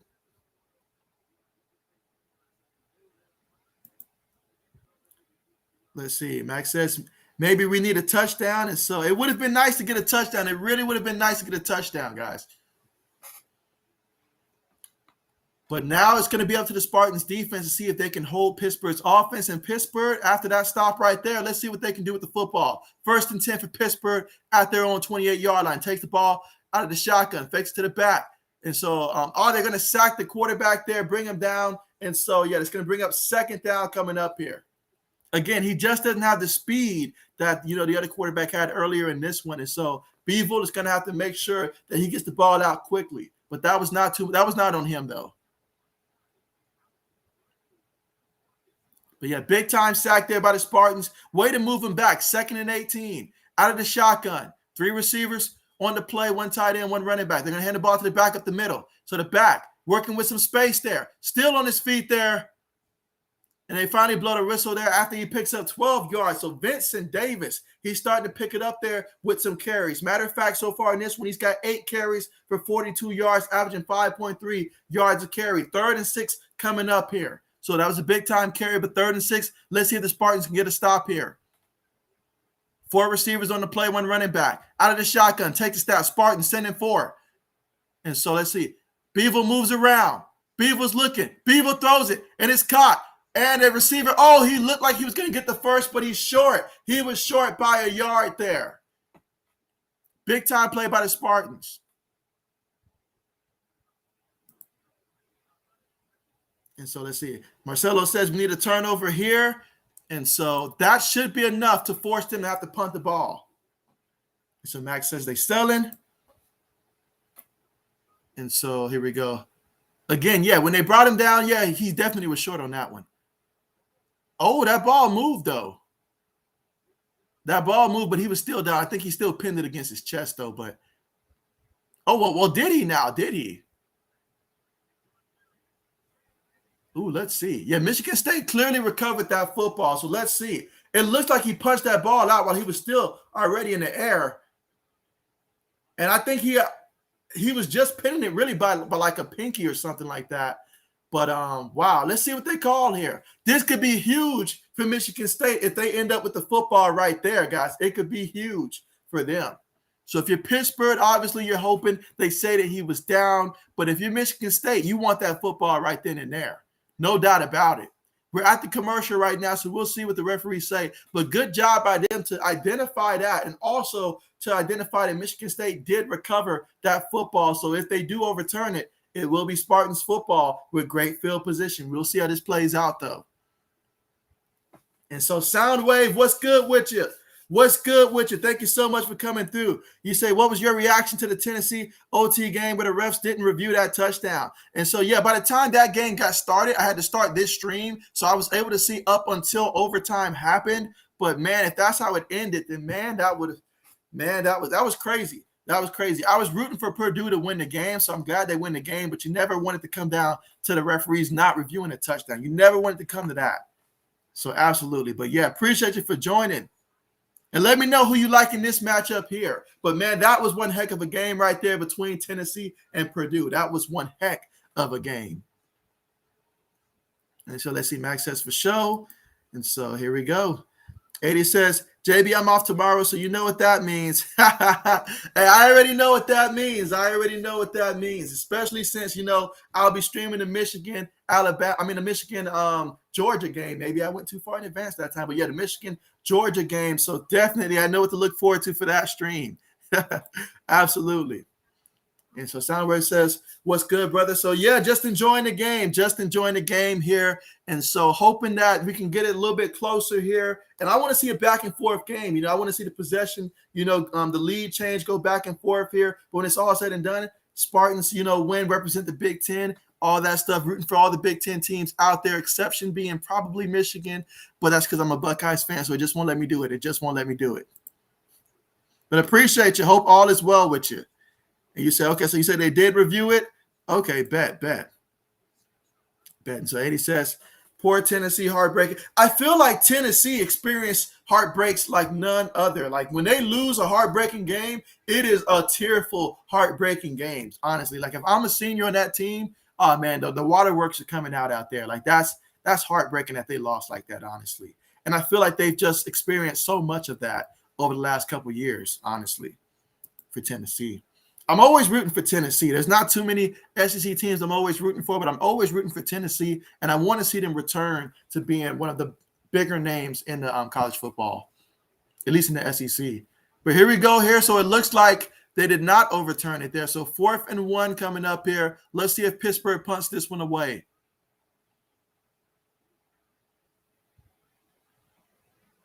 Punts on the way. And so it's taking a nice Pittsburgh bounce right here. And so that one's going to be out about the, like the 21-yard line. So now we'll get to see Michigan State come back out there after the defense got to stop there. It would have been tremendous if they were able to get a turnover there, but they'll have to go out there and the offense has got to take over from their own, looks like their own 16-yard line. So 1st and 10 for the Spartans at their own 16-yard line, trailing by 11, losing 21-10 here in the third quarter, 7 minutes and 29 seconds left to go here in the third quarter. Let's see if the Spartans can lead a touchdown drive here or at least get some points up there. That's what you at least want to do, get some points. If you're Michigan State, you're the coach, you just got a nice, hefty paycheck your way. You want to cap it off with a bold win. That's what you want to do. Meanwhile, they take the snap, their receiver win in motion. They're going to hand to the back. Then the back, he's going to pick up about a good 4 or 5 yards in the carry there by Elijah Collins, taking it all the way to the Michigan State 21-yard line. Second down coming up, 2nd and 5.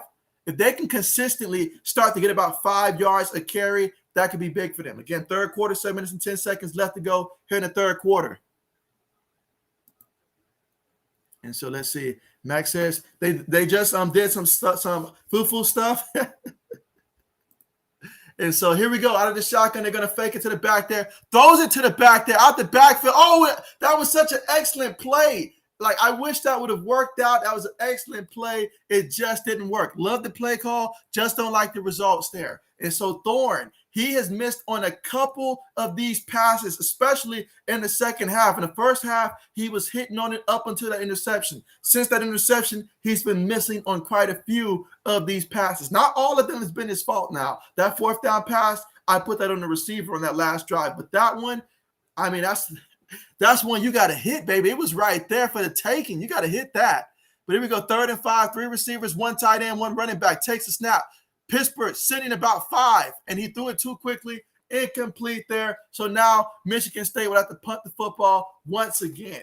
You just got to calm down and make that pass there. That's a pass that you have to connect on right there. He was open. You got to connect on that one. But, man, I mean, a lot is on his shoulder here without Kenneth Walker III here. And, man, what a matchup to have that here, man. He's got to step it up, though. He's got to step it up. Let's see. Max says, yeah, I hate Michigan, Pittsburgh, USC, and someone's the Buckeyes, sometimes the Buckeyes. Mostly they're toxic fans, though. And so here we go with the – oh, you should have called a fair catch. He got lit up on that one. He got hit up. Jordan Addison got lit up on that punt return there. Should have called a fair catch to begin with. Wow. I didn't know Hugh Jackson was at Grambling State. Maybe I overlooked that one.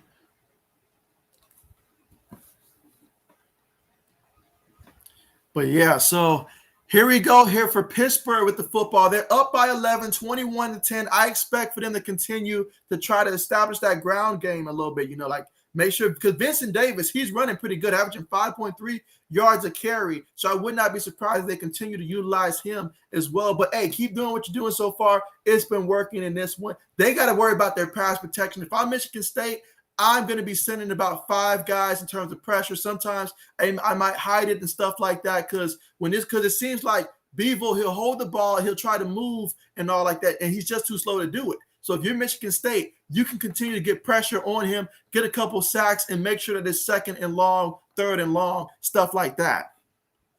But yeah, let me go ahead and get through some of the comments while we're here at the commercial. And so Max says some of them. And so, yeah, I definitely understand that. I remember during the Michigan game, I was trying to root for Michigan, and this one Michigan fan joined the stream and just completely got under my skin on that one. So definitely understand what you mean about that. And so Soundright says, damn, man, you should apply for a sports commentator, make that money. But I appreciate you. One day that is definitely something that's I'm considering in terms of like a long-term goal of mine, because I did get my master's in sports management. And so that's definitely a path that I definitely would be open to for sure in the future. But for now, definitely just enjoying talking with you guys and stuff. So that definitely makes it worth it, definitely. But that's something that I am definitely open to in the future. And I appreciate that. And so 80 says for the taking. And so Max says he's nervous. Oh, no doubt about that. He's definitely out there looking nervous. No doubt about that. But, I mean, I saw a couple games from Michigan State because Michigan State may have been one of the teams that I have streamed the most outside of Ohio State. And so, like, just all the games that I've seen of Thorne, he's good when you have a good running game with him. But when you ask him to go out there and throw 40 passes, you're going to get about 3 turnovers for that. He can make some big plays, but sometimes the ball is there. It's just sometimes he hits it, sometimes he's off, things like that. But, yeah, this is a matchup right here where they needed him to come in and play his A game or at least a B game. And right now he's giving them about a C effort right now. And that's not going to be enough. Max says you like Notre Dame. And so, yeah, Notre Dame versus Oklahoma State. That's going to be a big-time matchup, guys. That's going to be a big-time matchup. If it wasn't for me streaming the Buckeyes and Utah one, that's probably would have been a game that I would have had to if it wasn't for my Buckeyes playing Utah that same day. All right, so you root for Missouri? Okay, bet. Eddie says he just subscribed, bro. I like the commentary, man. Appreciate you, Eddie. Thank you so much. I appreciate you guys and all the support, but thank you so much, Eddie, for subscribing to the channel. Really appreciate that. All right, but here we go, returning back to the action. Again, if you're just tuning in here, Pittsburgh is leading 21-10, and they have the football right now. They've got trips towards the bottom of the formation here, one receiver towards the top, snaps the ball, fake it to the back, throws it to the receiver there, and the receiver, he's met in the backfield there, tried to make a couple guys miss, but ultimately just too many Spartans around him. He's going to lose a yard on the play. A flag came in there a little late here. Let's see what they call. Again, we're here in the third quarter, 6 minutes and 31 seconds left to go in the third quarter, and we've got Pittsburgh up 21-10 right now.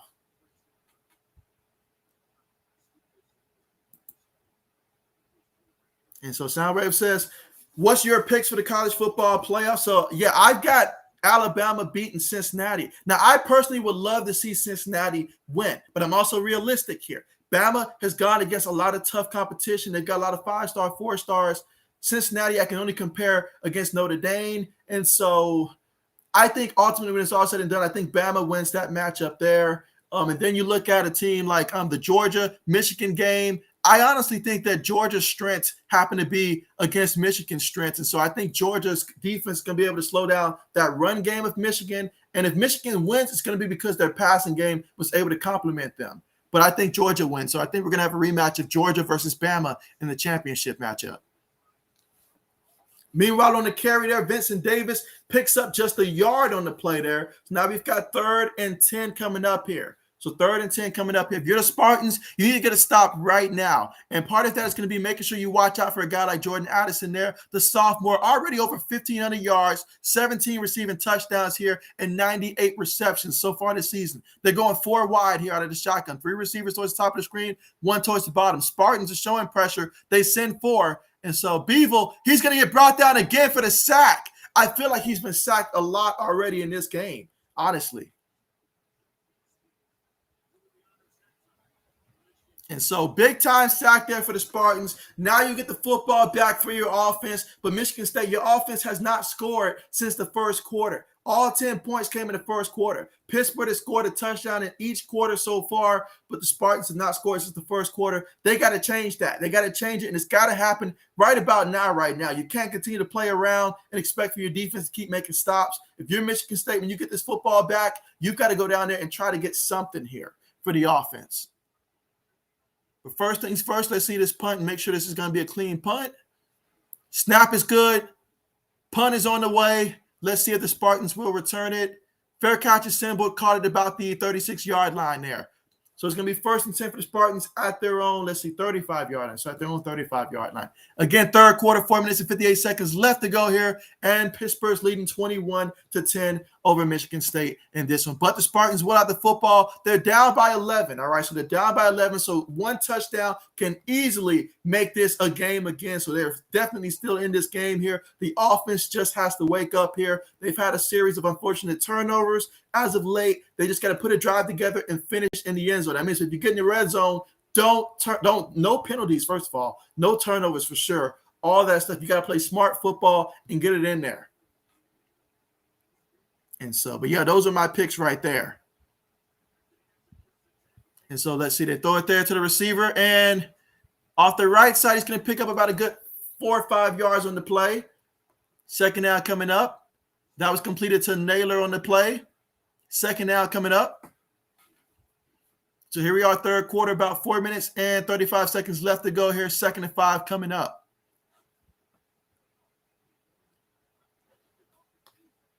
All right, so here we go. Shotgun formation again. 3 receivers. Got a couple tight ends here and a back. Takes a snap. Going to hand it to the back, but Pittsburgh already met him in the backfield there. Luckily, he gets back to the line of scrimmage there. 3rd and 5 will be coming up here for the offense. So Pittsburgh, they got in the backfield. There's a couple of times where Pittsburgh has just been able to get in the backfield there and shut it down before it was able to go anywhere. 4 minutes left to go here in the third quarter.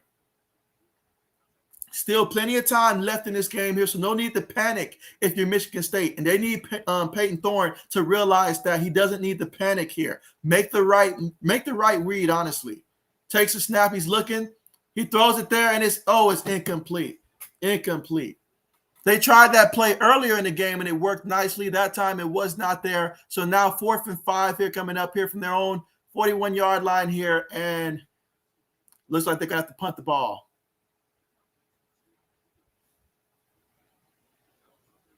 Okay, well, the offense is going to stay out there. Now, earlier on, we did see Michigan State go with the fake punt here. And so right now, they honestly feel like they have to try something here to spark this offense. Let's see if they will try to draw the defense off sides, or will they really go for it here on 4th and 5.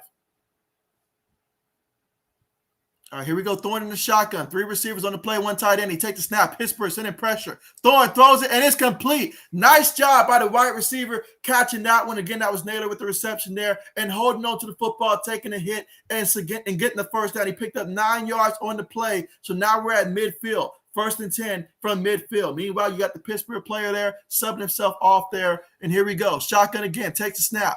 Pittsburgh still sending pressure here. Thorne tripped up. Oh, man, that's a big-time play. If he doesn't get tripped up there, maybe he can make a play. But they get him for the sack there. Good job by Pittsburgh to bring him down there, because I think if he could have bounced outside, there would have been either some room to run or at least someone to maybe look downfield and try to make a play. Great job on that one. Again, that was Bam Brima. Interesting name there with the sack.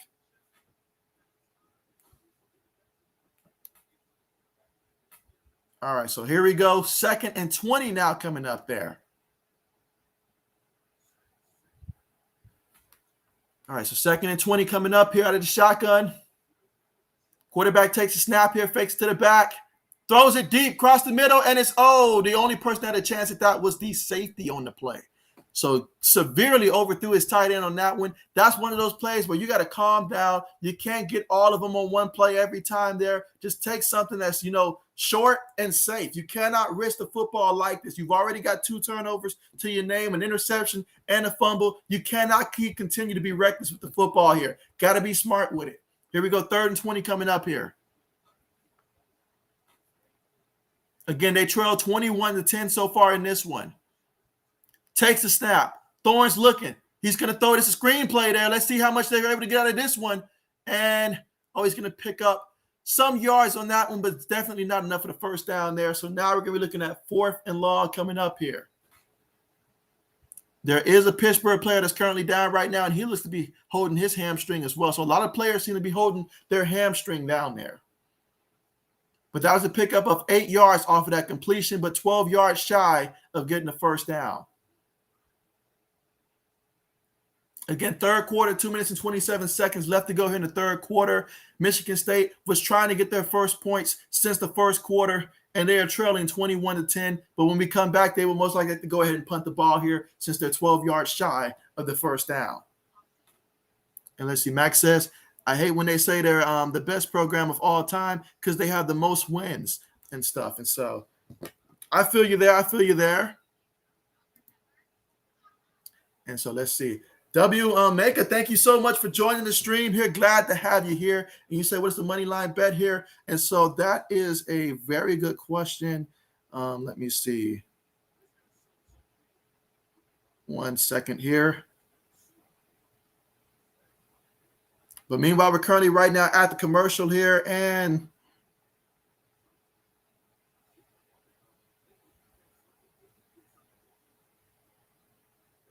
let's see, trying to see if I can find it real quick there. But if I come across it real quick, I'll definitely let you know. But I appreciate you for joining the stream here and definitely let me know who you're rooting for in this one.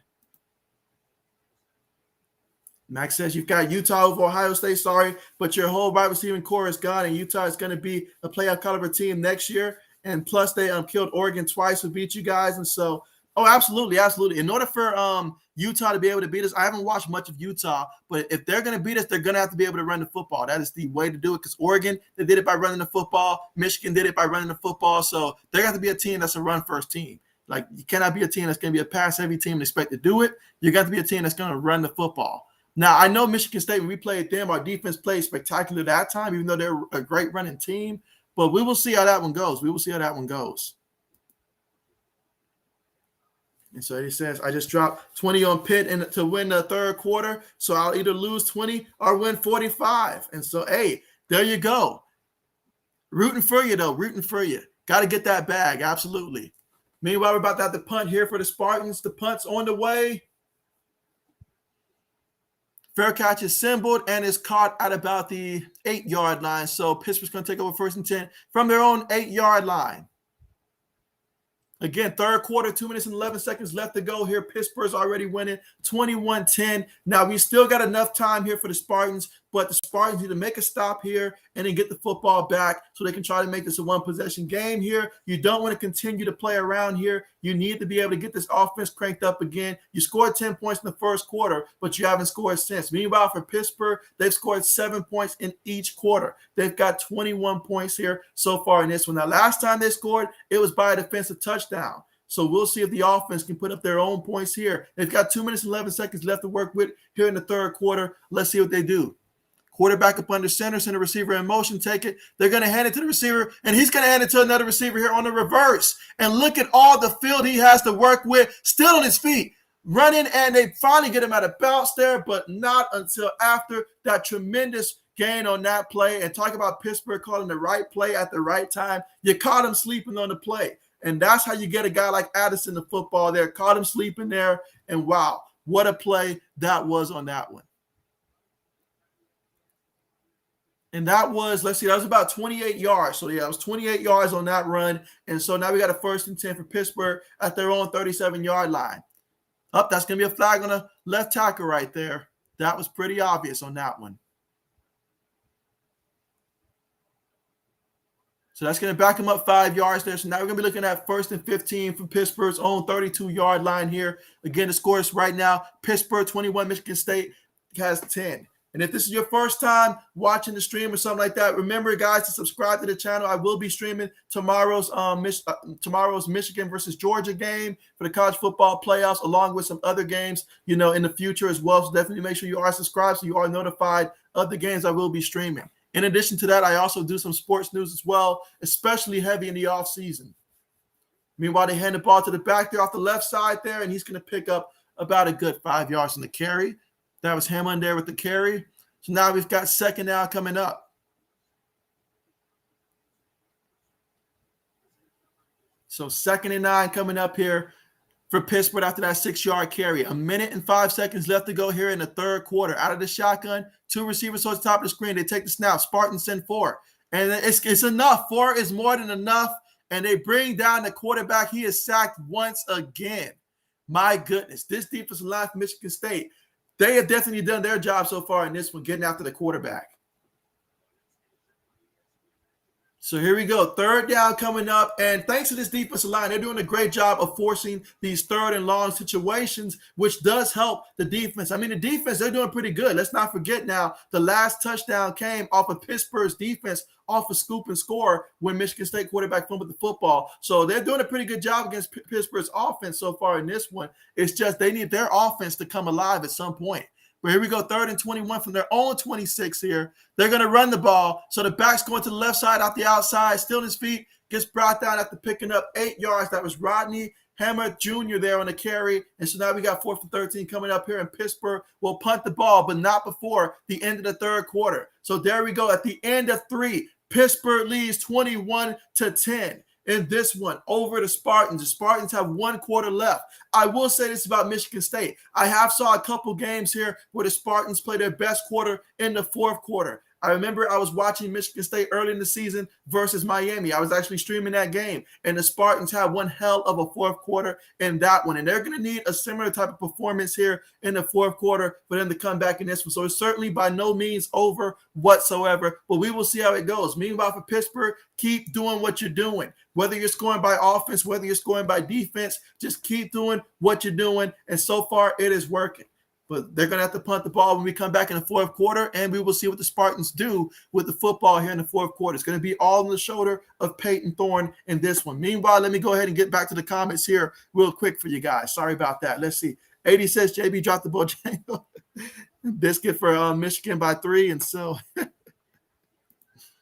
that is funny, 80s. That is funny. So Josh Mack, what's good with you?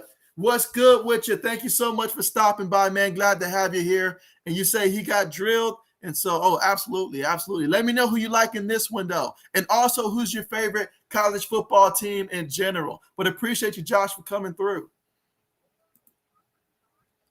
And let's see. Romac says, I could go for a spiky chicken sandwich and lemonade. And so I'm telling you guys, like it's funny because we're at the Chick-Fil-A bowl, but we're talking about Bojangles, guys. So absolutely. But hey, I appreciate you for coming through, man. And let me know also who you like in this one and who's your favorite college football team in general.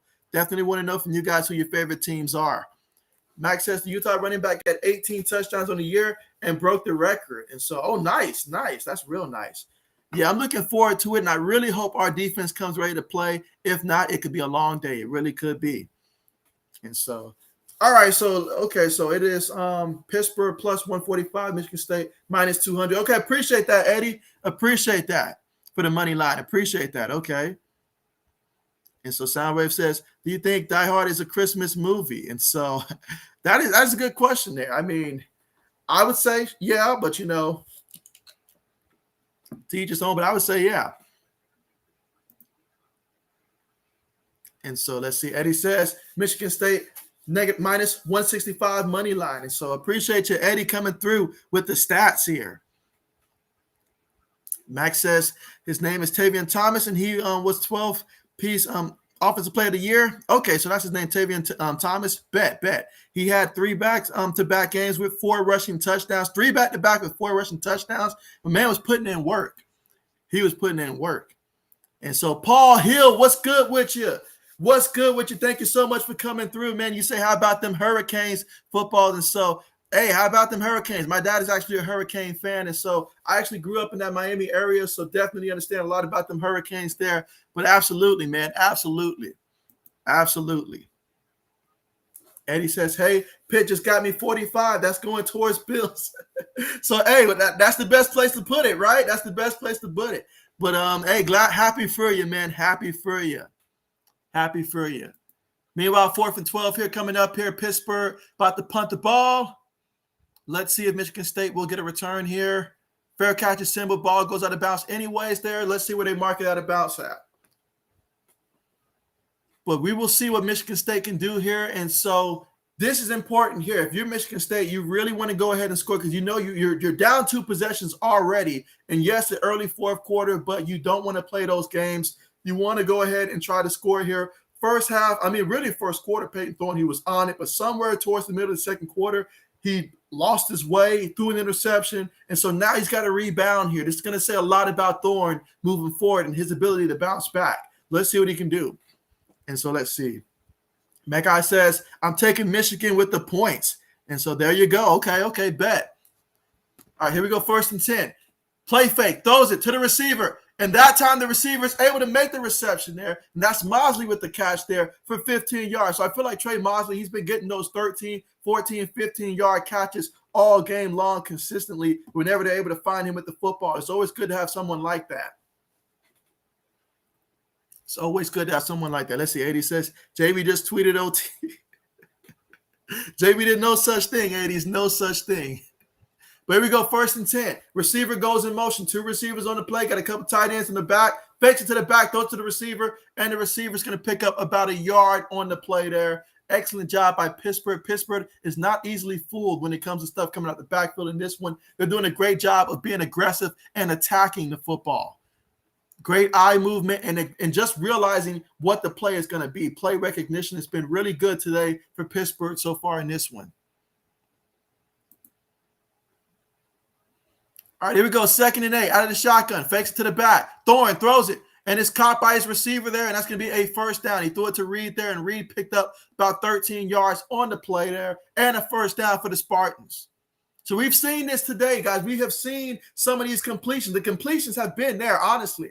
I mean, so far, Peyton Thorne, he is 17 of 33, 227 yards through the air, 1 touchdown, 1 interception. The yards have been there. He just got to cap off and finish in the end zone. Someone's got to make a play and break one loose into the end zone. Meanwhile, Thorne takes a snap, throws it quickly to the receiver. The receiver tries to make a guy miss there. He gets a 1st down, though. That is Jalen Naylor this time, and he picks up 13 yards. Now we got 1st and 10 at the Pittsburgh 29-yard line. So here we go once again, another opportunity for Michigan State to try to get some more points here on the board here. I say hurry up with the up-tempo here, and let's get it going. All right, so Thorne making adjustments here. He's going to line up in a shotgun here. You've got a tight end, 2 receivers, 1 running back. Reed goes in motion. Fakes it to the back. Pump fakes. Throws a screen there to the back. And so the back picks up some yards on the play there. Meanwhile, somebody got slammed to the ground there. I'm surprised the referees didn't say anything there. But here we go. 2nd and 5 coming up here. Let's see. 80 says the Christmas movie Die Hard is for sure. Ho, ho, ho. Now I got a machine gun. Absolutely. All right, here we go. 2nd and 5, guys. Again, we're here in the 4th quarter. 12 minutes and 25 seconds left to go. Pittsburgh's up by 11, 21-10. But Spartans with the football once again, trying to move it. Can they finish? They fake it to the back there. The back picks up the blitz. They're going deep there, and it's incomplete. That's a pass you have to get. That's a pass you got to be able to connect on. I like the play call once again, just not the execution. So I will give it to that. Michigan State's offensive coordinator, he's doing his job tonight. It's just Thorne has got to be able to find a way to connect there. But that time, the receiver tried coming to the football there. Obviously, he was already falling to the ground there. But, man, that's a play that you got to make. Big-time players make big-time plays. That's a play you got to make. Here we go, 3rd and 5, though. They take the snap. They're going to run the ball here, and the back, he's met in the backfield. Once again, that Pittsburgh does a good job of getting in the backfield here. So now we've got 4th and 6 coming up here from the Pittsburgh 25-yard line. Let's see what coach decides to do. 12 minutes to go here in the 4th quarter. What are we going to do here? I saw earlier they went for it from just a couple yards further back than where they are now. Let's see what they do this time. So 4th and 6. All right, looks like they're going to go for it here. All right, shotgun formation, 4 wide, 1 running back. Let's go. Pittsburgh sitting in 4. Thorne sets his feet, throws it, and it's caught by the tight end there. Tight end still on his feet. Oh, they're saying he stepped out of bounds there. And, man, I was looking forward to seeing the big boy rumble that time into the end zone there. But, hey, he got the 1st down there. He had to go up for it now. He went up for it, made the catch. There you go. I still want to see Thorne make a little bit of a better pass in that situation there. But, hey, a good pass is always a completion, so we'll take it. All right, here we go, 1st and 10 now after that 8-yard completion there by Connor Hayward. Out of the shotgun once again. Pittsburgh has 4 guys in the line, and the linebacker standing up. They're going to send 5 guys here. Running back picks up the extra guy. Throws to the receiver there, and that's going to be caught by Reed there. He's going to pick up 6 yards on the catch. Now we got 2nd and 4 at the Pittsburgh 11-yard line here. Again, so far in this drive, 9 plays, 59 yards, 3 minutes and 55 seconds during time of possession. Let's see. Soundwave says, what's your favorite position in football? That is an excellent question. My favorite position that I personally enjoyed playing the most, it was the cornerback position. I really enjoyed playing cornerback back when I was in high school and stuff like that, although I played a bunch of different positions, but cornerback, wide receiver, plays like that. You know, I really have a lot of respect for those positions and stuff. So really cornerback, wide receiver would be mine. Meanwhile, Thorne takes a snap. Direct run. He's going to be running. He cuts up, and he gets the first down there. And, wow, 6 yards on the play. Peyton Thorne getting it done on the ground. Now they got first and goal, 5 yards away from the end zone. Now, this is important. Earlier in the game, we did see the Spartans get close to the red zone, but they kept getting penalties, moving them back. They cannot afford a penalty, and they must protect the football. No turnovers. Those are 2 musts right now. Meanwhile, we got a Pittsburgh player that's currently down right now being tended to by the medical staff. And I feel like we've seen quite a few Pittsburgh players go down in this one. And so, yeah, definitely look like they're stretching them out over there. And now we're at the commercial. But, yeah, right now for the Spartans, who's trailing by 11, they're currently looking at a first and goal from the Pittsburgh 5-yard line. But, yeah, that's a great question, Soundwave. That was a great question. Max says mine is either outside linebacker or defensive end, but if I could play any position, it would be safety. And so I actually play a bit of dog safety and some of that outside linebacker back in high school as well, because I played a lot of different positions and stuff. 80s likes to joke about it, but I was also like the emergency quarterback, played some running back early in my high school career, a little bit of receiver and stuff, just basically moved all around and stuff. A little bit of safety and all like that, but more so cornerback than safety. But yeah, absolutely. Absolutely. Nothing like playing outside linebacker. But for my size, though, definitely cornerback. And I see what you said, 80s. I'll get to that comment in this section. But again, we are at the commercial right now, so I'm getting through some of these comments. Let's see. Soundwave says, I think I'd go tight end. For me, if I was a tight end, I know I would probably be more of a possession tight end if somehow I was a tight end and I had the size and stuff. Then I would get really frustrated that I don't get paid as a receiver and they're paying me like a tight end and stuff, if we're talking at the NFL level. And plus, that's a lot of blocking as well. Let's see. Max says, I played a little wide out, but I hated it because of the playbook, too complicated for me. And so I appreciate that honesty there. So, yeah, playing wide receiver and all like that. I mean, it was just the reason why I really tried to stray away from it after the first couple of years was because we didn't pass the ball enough in high school. We were more so a running team. So I was like, if we're going to run the ball, let me play some other positions other than just receiver. Let's do something different. So. And 80 says, Soundwave, JB was an emergency quarterback, so that's his favorite position. I mean, it has to be real emergency, like independent day kind of. All right now, 80s. All right now. We're going a little too far now, 80s. But, yeah, absolutely. He says, like, real emergency, so. Soundwave says, I just found JB and I want to rub his head like a magic 8-ball. Oh man. Max says, yeah, and 80 says no rubbing, Soundwave. So oh man, you guys. All right. But here we go, guys. First and goal here for the Spartans here. Can they get a touchdown and make this a game here? I mean, I think regardless who you're rooting for, you really want it to be a game here. Let's see. Throwing up under center. Oh, we have movement here. We have movement here. That's going to back them up 5 yards there. I said it earlier. You've got to remain disciplined. 80s, they're really trying me out here. The Spartans keep trying me. Every time they get close, they get a penalty here, and it keeps hurting them. This is wild, man. This is wild. And so Max says, Ayo. And so, yeah, absolutely, man. This is wild, man. Another false start. 80s is about to happen, man. I can feel it coming up, man. You know what happens when I start seeing too many penalties and stuff. But man, this is getting crazy.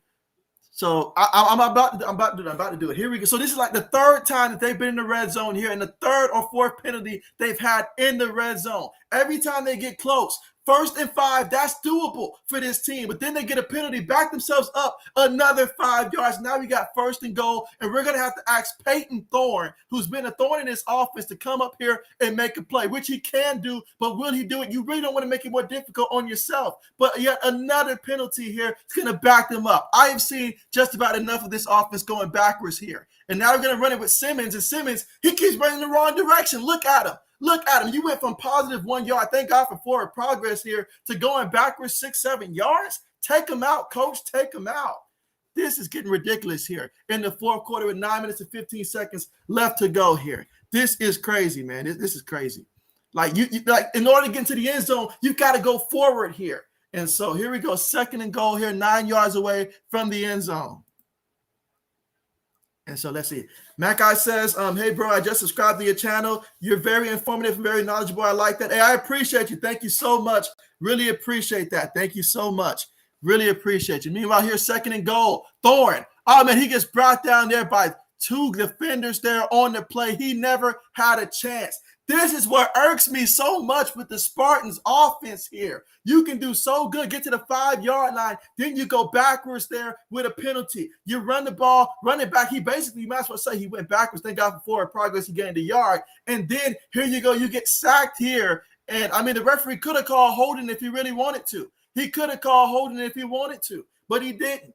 And so now you're going backwards here. You're down by 11 at some point. You're going to need to score a touchdown here. 3rd and goal, 15 yards away. We went from 1st and 5, guys, to 3rd and 15. So Thorne takes a snap, throws it up there in the end zone, and thank goodness, finally a touchdown for the Spartans here. That was the big tight end there. Look at Haywood. And I know Haywood, he's taking full advantage of that cafeteria meal. I tell you that, man. He is a solid tight end. He's someone I wouldn't want to tackle if I was in the secondary. He's so big and stuff like that. But we have a touchdown here. Finally, we have ourselves a 1-possession game here in the 4th quarter with 8 minutes and 6 seconds left to go in the 4th. It may not have been pretty, but heck, we will take the touchdown. We will take it. So I wonder, will they go for 2 here? I've been thinking about that. Will they go for 2? I would probably go for 2. Most times I probably would kick the extra point, but just to make it at least a field goal game, why not go for 2? Why not? Let's see. 80 says, my favorite position is MVP. Have I told you guys about Jalen Hurts? 80s, they're going to take away your vote, man. They're going to take away your vote. But again, right now it's 21-16. And let's see if the Spartans will go for 2 here. I'd be interested to see what they would call for a 2-point conversion here. You got to call your best call out there. But that was a big-time play by the senior there. Meanwhile, the Pittsburgh player right there, this is the 2nd time I think that the medical staff has tended to him, and so he'll be coming out the game. But that was a good pass, though. I'm not going to lie. That was a good pass. The ball was up there, and great job by the tight end going up there and getting that one.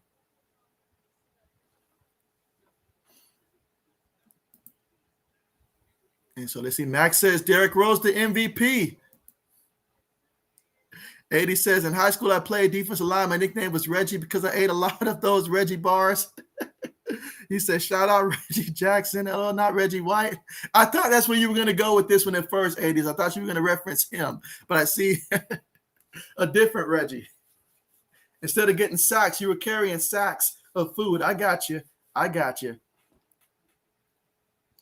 All right, so here we go here. 2-point conversion here. Throwing up under center. All right, so now they're going to mix up the formation here. Now we've got 4 guys here at the bottom of the screen here. Quarterback takes it. Going to throw a quick pass there to the receiver, and it's not going to matter, though, because of the penalty. So there you go. You had a surprise play that you worked on all practice long for these situations, and the referee blows it dead, so now the defense knows what to expect.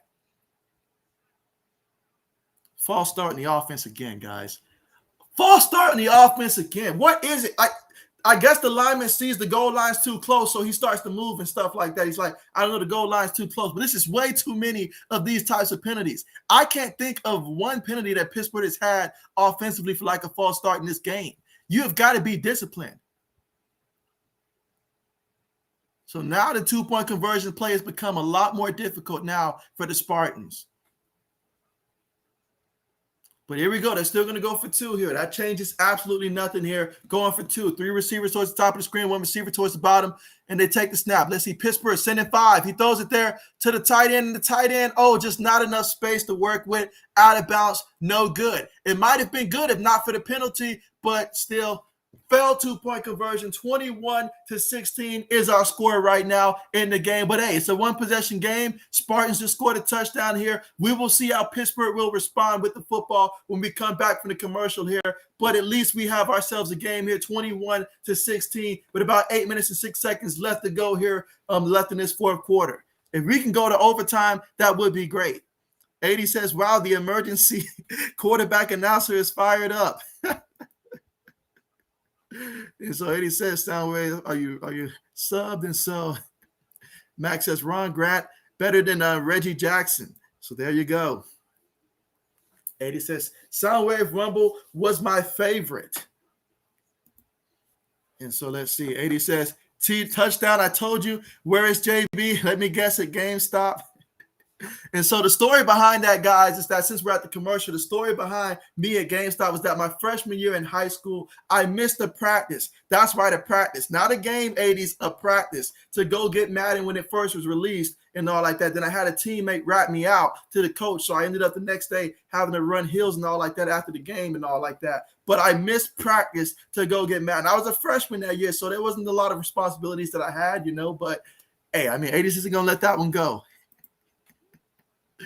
And let's see, 80 says, carrying sacks of food. So absolutely. Again, right now we are currently at the commercial, but at least now we have a 1-possession game with it being 21-16. Michigan State will have to kick things off here to the Panthers, and we will see what Pittsburgh does with the football now that they've seen Michigan State has scored. Pittsburgh has scored a touchdown in every quarter so far, and obviously the fourth quarter is still early on, so we will see if they will keep that going, if they can score a touchdown here. If you're Michigan State, you don't want them to score, but you can at least hold them to a field goal. That's doable. Of course, you don't want them to score at all, but worst case scenario for Michigan State, you want to hold them to a field goal. We've got 8 minutes and 6 seconds left here, so you have to assume here that each team will probably, the way this game has been going, at least get about 2 possessions apiece here, just based upon how this game is going and all the timeouts that we have. So with that being said, though, they both know what they need to do in this one.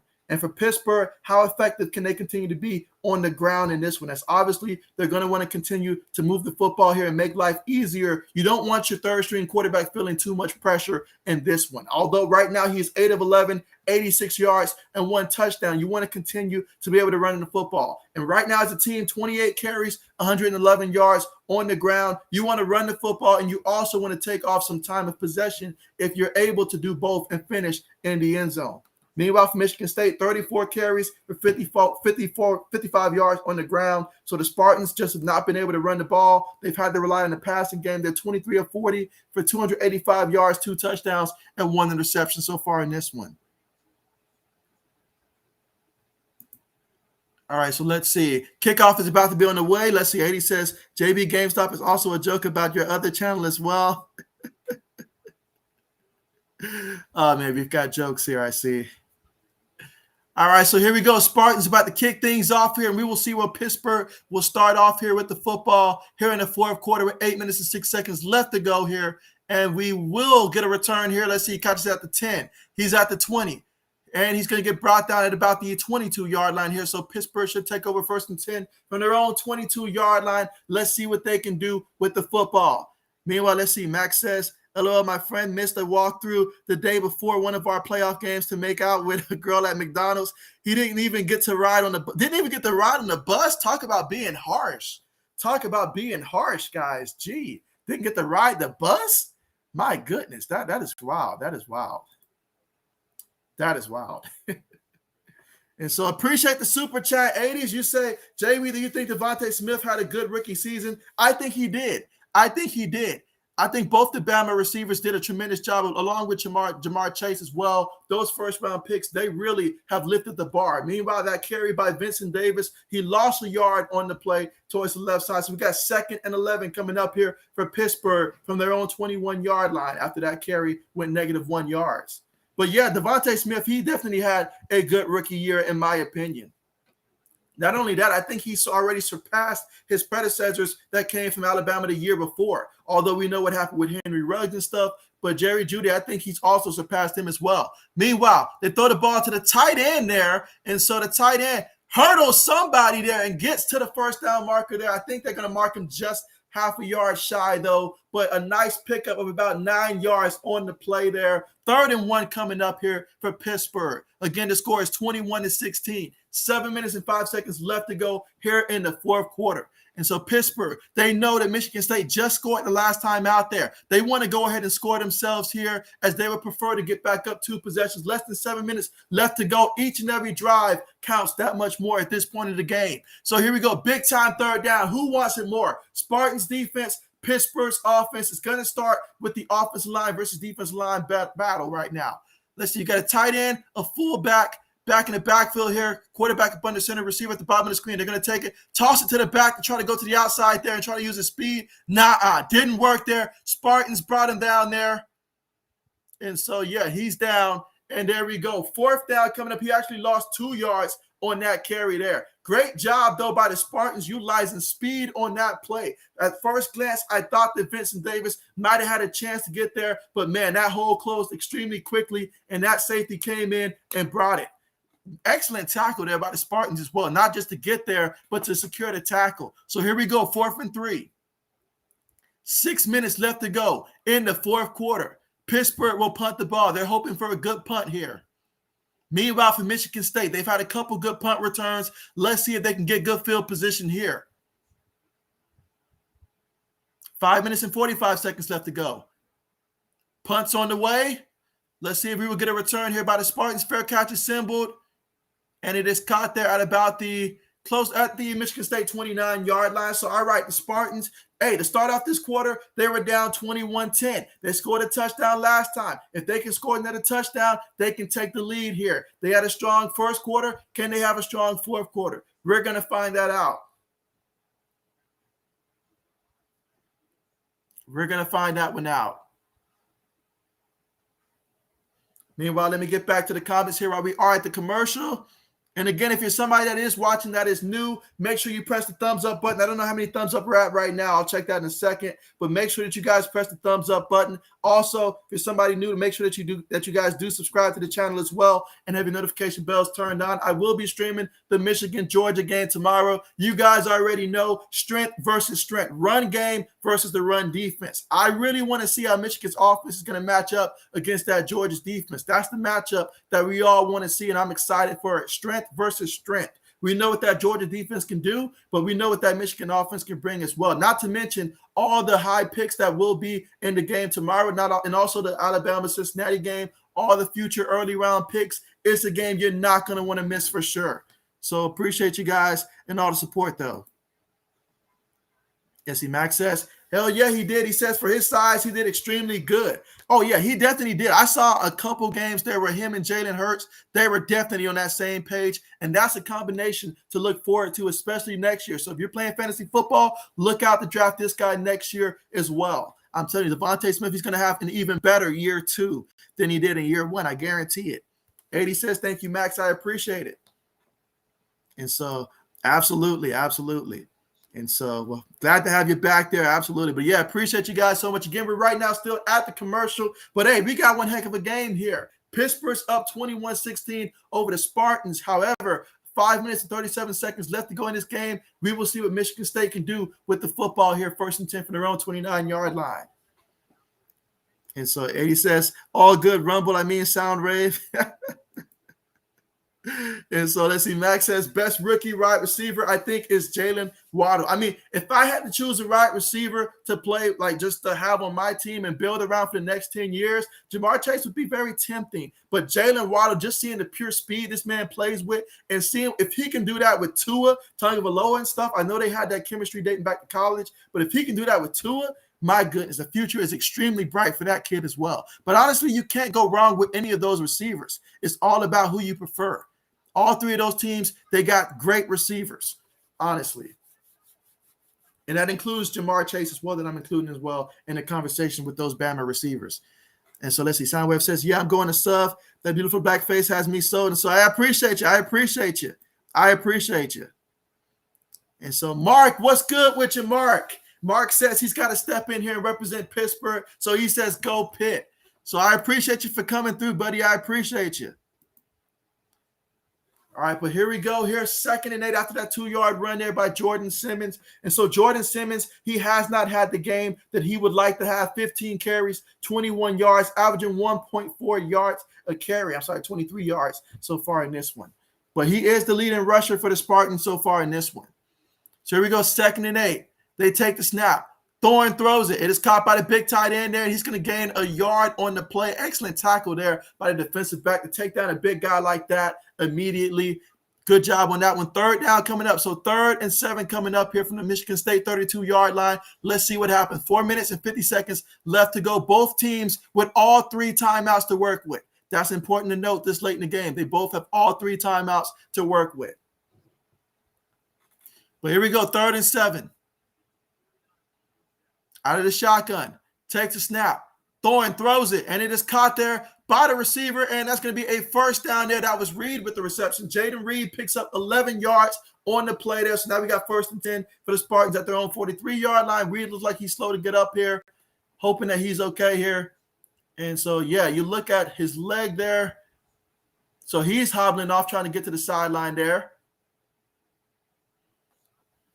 And so far tonight, he's got 5 catches for 57 yards and a touchdown. He's been targeted 10 times, so certainly someone that they want to get the football to in this one.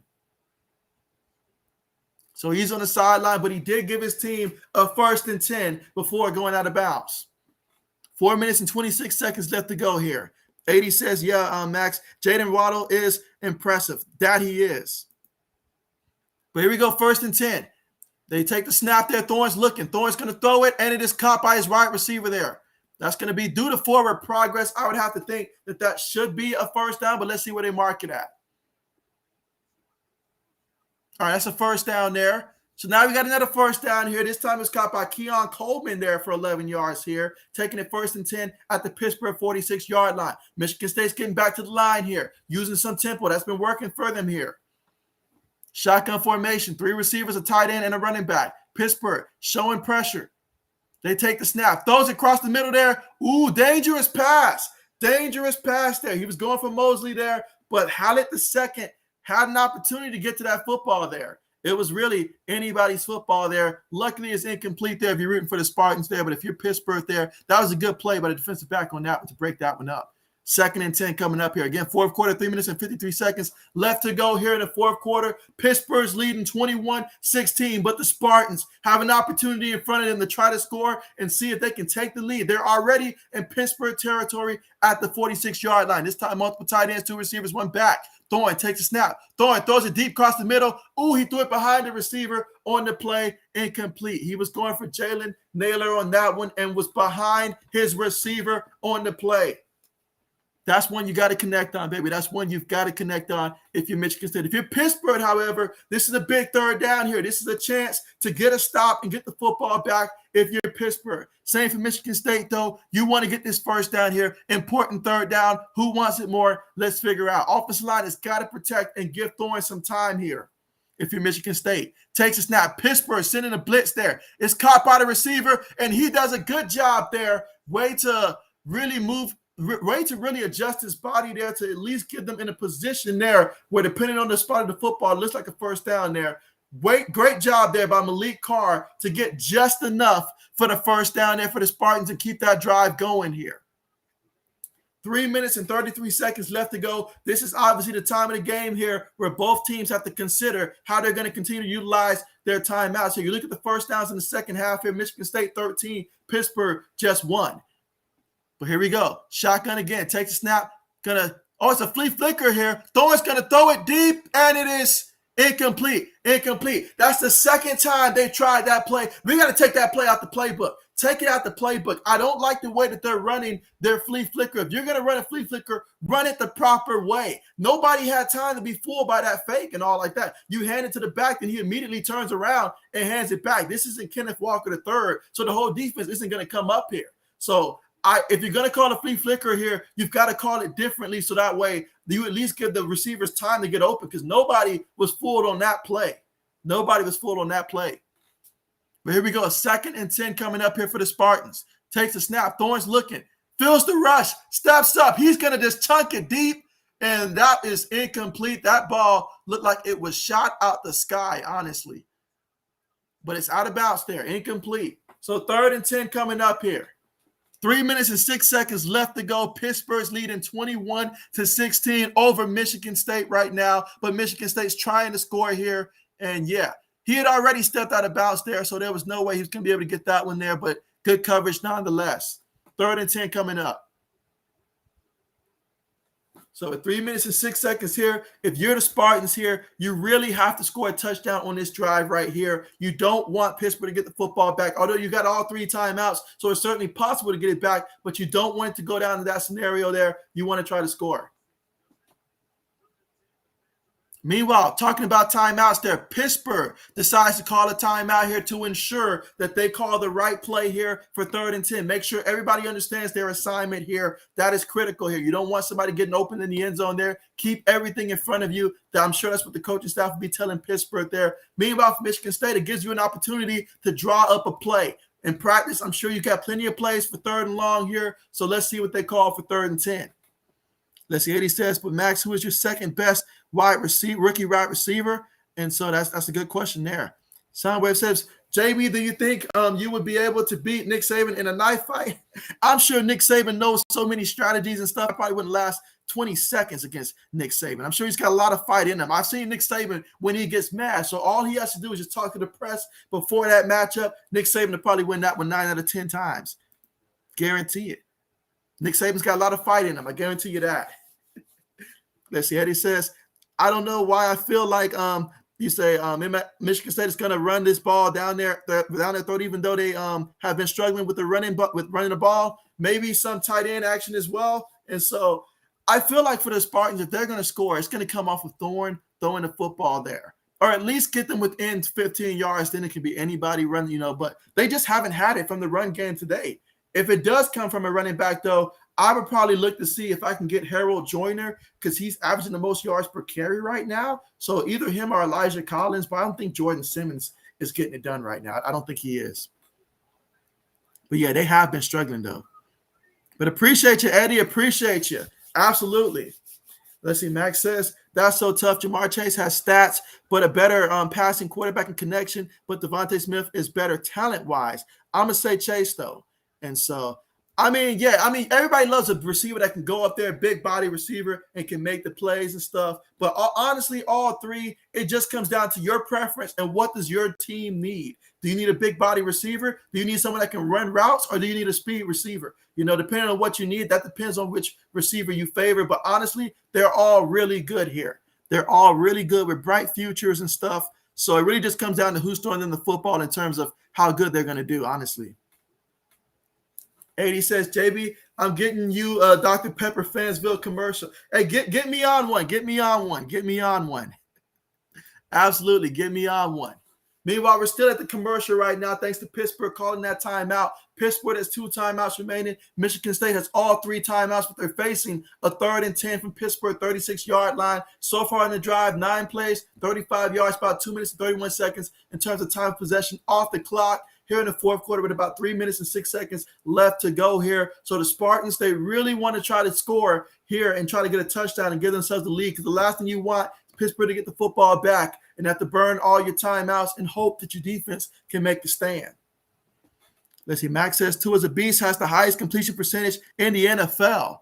And so, meanwhile, Thorne throws it, and it is completed there for a first down. So how about that? He threw it to Jalen Naylor, and I can't think of another receiver that he would have targeted right now, considering who's left in the game right now with Jordan Reed, I think, leaving due to the injury and stuff. So excellent job there. But, man, big-time conversion there. So Peyton Thorne, can he do enough to get this team a touchdown? 1st and 10, takes a snap, throwing it deep to the right side there, and his receiver made the catch there. And so that would be a touchdown, and that is Reed right there. But let's see if they call who they're going to call the penalty on. But I'm pretty sure it's probably going to be on the defensive player. But let's just check and see for sure. But, man, that is a touchdown, 22 yards and a touchdown reception for the Spartans. Penalties against Pittsburgh. That touchdown is good. So how about that? Peyton Thorne Despite all the mistakes that he may have made in this game, he just threw his third touchdown pass. He's had to pass the ball 50 times in this one. He's 29 of 50 for 354 yards through the air, 3 touchdowns, 1 interception, and 1 fumble as well, which was a costly scoop and score. But hey, if you're throwing touchdowns to give your team this late, a lead this late in the game, nobody's going to criticize you for that. I guarantee you that. But man, what a play. And now they're going to have to go for 2 here to try to make it a field goal game. 22-21. I hope they get this so that way we can possibly get some type of overtime in this one because, hey, this is a fun game right here. But let's see, 3 receivers, 1 tight end, 1 running back. Thorne takes the snap. Thorne steps up, throws it, and it's caught by the receiver. 2-point conversion is good. We got ourselves a 3-point ball game, guys. 24-21. Michigan State. I said it before, and I'll say it again. The fourth quarter for Michigan State in many games this year has been their calling card. And man, what a fourth quarter they're having. Matter of fact, they've outscored Pittsburgh 14-0 here in the fourth quarter. And so, wow, talk about playing your best football late in the game. And man, what a big time play that was for Michigan State. But there's still 2 timeouts and 2 minutes and 51 seconds left to go for Pittsburgh. So plenty of time here on the clock here for Pittsburgh to at least at the minimum get a field goal, but still time for a touchdown as well. So if you're Pittsburgh there, you know you've got plenty of time here to work with, but you also know you've got small room for error. You can't afford to go out there and make mistakes. You got to go out there and make plays. And with a third string quarterback, that just makes the storyline that much more interesting. Can Bevel do it? He's been sacked a ton in this game. The offensive line is going to have to give him some time. Because you give him some time, he's shown so far tonight, he can make some throws. You just got to give the man some time. But absolutely. I tell you what, Max Tua and the Dolphins, they've been doing a good job with all those wins they have in a row. You know, I'm a Patriots fan, so seeing the Dolphins do well, you know, I kind of cringe with that. But at the same time, got to acknowledge what they're doing down there in Miami for sure. So Braden says, congrats on all the new viewers. JB&M, I appreciate you, Braden. I appreciate you for sure with that. Thank you so much, buddy. Appreciate that. Absolutely. But, man, what a game we've got here. 24-21 Spartans over Pittsburgh. 2 minutes and 51 seconds. And we're getting ready for kickoff here to see what Pittsburgh can do here with the football. But, man, excellent job by the Spartans. We started off this fourth quarter. It was 21-10. And then the Spartans come storming back. Good for them. Good for the Big Ten so far. Let's see what happens. Eddie says, what happened to Walker? And so, yeah, Eddie, so Kenneth Walker III, he did not suit up for this game here. He's, you know, just like a lot of guys when they're declaring for the draft and stuff, he's prepping for the NFL draft. So I'm sure that he's wishing his teammates well. But, yeah, he had said a while ago that he was opting out of this game to prepare for the NFL draft. So if you're a team in the NFL that needs a running back, look no further than my man Kenneth Walker III. I sign off on this kid.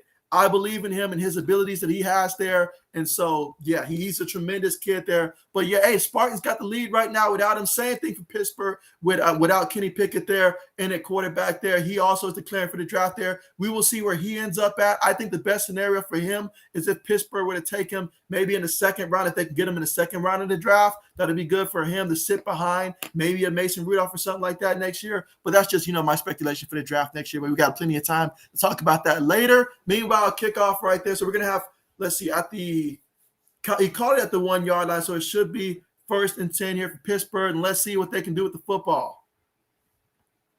That was a fair catch there, by the way. So, yeah, we will see what they do there. But, yeah, that's what happened with Kenneth Walker on that one. Let's see. Eddie says, come on, Max, I was about to buy you a drink. LOL, okay, who's your favorite third rookie receiver? Eddie's is like, you've got to say Devontae Smith.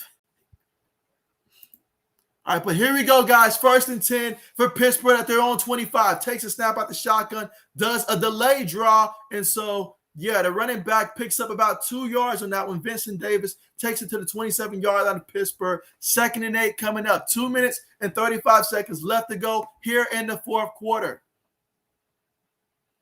So now you can feel the emotions here. You think about both sides here. Everybody who's playing, whether this is their last football game and you're a senior or a junior or something like that, this game means so much. You know, this is what you're going to remember for your last game for a lot of these gentlemen that's out there playing. And so we will see who gets this W. But, man, I'm going to feel bad for whoever loses this game because this has been one heck of a game so far. And I hate the fact that somebody has to lose this game. But we are currently at the commercial as we are attending to yet another Pittsburgh player that seems to be down right now. So we will see what the medical staff says about him. But when we come back, it'll be 2nd and 8 for Pittsburgh from their own 27-yard line. Again, they are trailing by 3 points, 24-21. 2 timeouts to work with, a lot of time left on the clock, 2 minutes and 43 seconds. And all you need is a field goal to tie it up. Of course, though, if you do kick a field goal, you'll be concerned about how much time do you leave on the clock for Michigan State, all that stuff. But ultimately, if you're Pittsburgh, you're thinking touchdown right now because ultimately you should be thinking about touchdown. Meanwhile, the offensive lineman is being assisted by 2 other linemen there, so he's not putting any pressure on his left leg. So that is a sign that we have probably seen him, well, most likely have seen him for the last today. Definitely hoping that he will be okay. But, man, he's done all he can to help his team to this point. We'll see if Pittsburgh can finish it the rest of the way here. They're going 5 wide this time out of the shotgun. Takes the snap. He's looking. Stands in the pocket, feels the pressure, and they're going to get him for another sack. How many times has that happened tonight?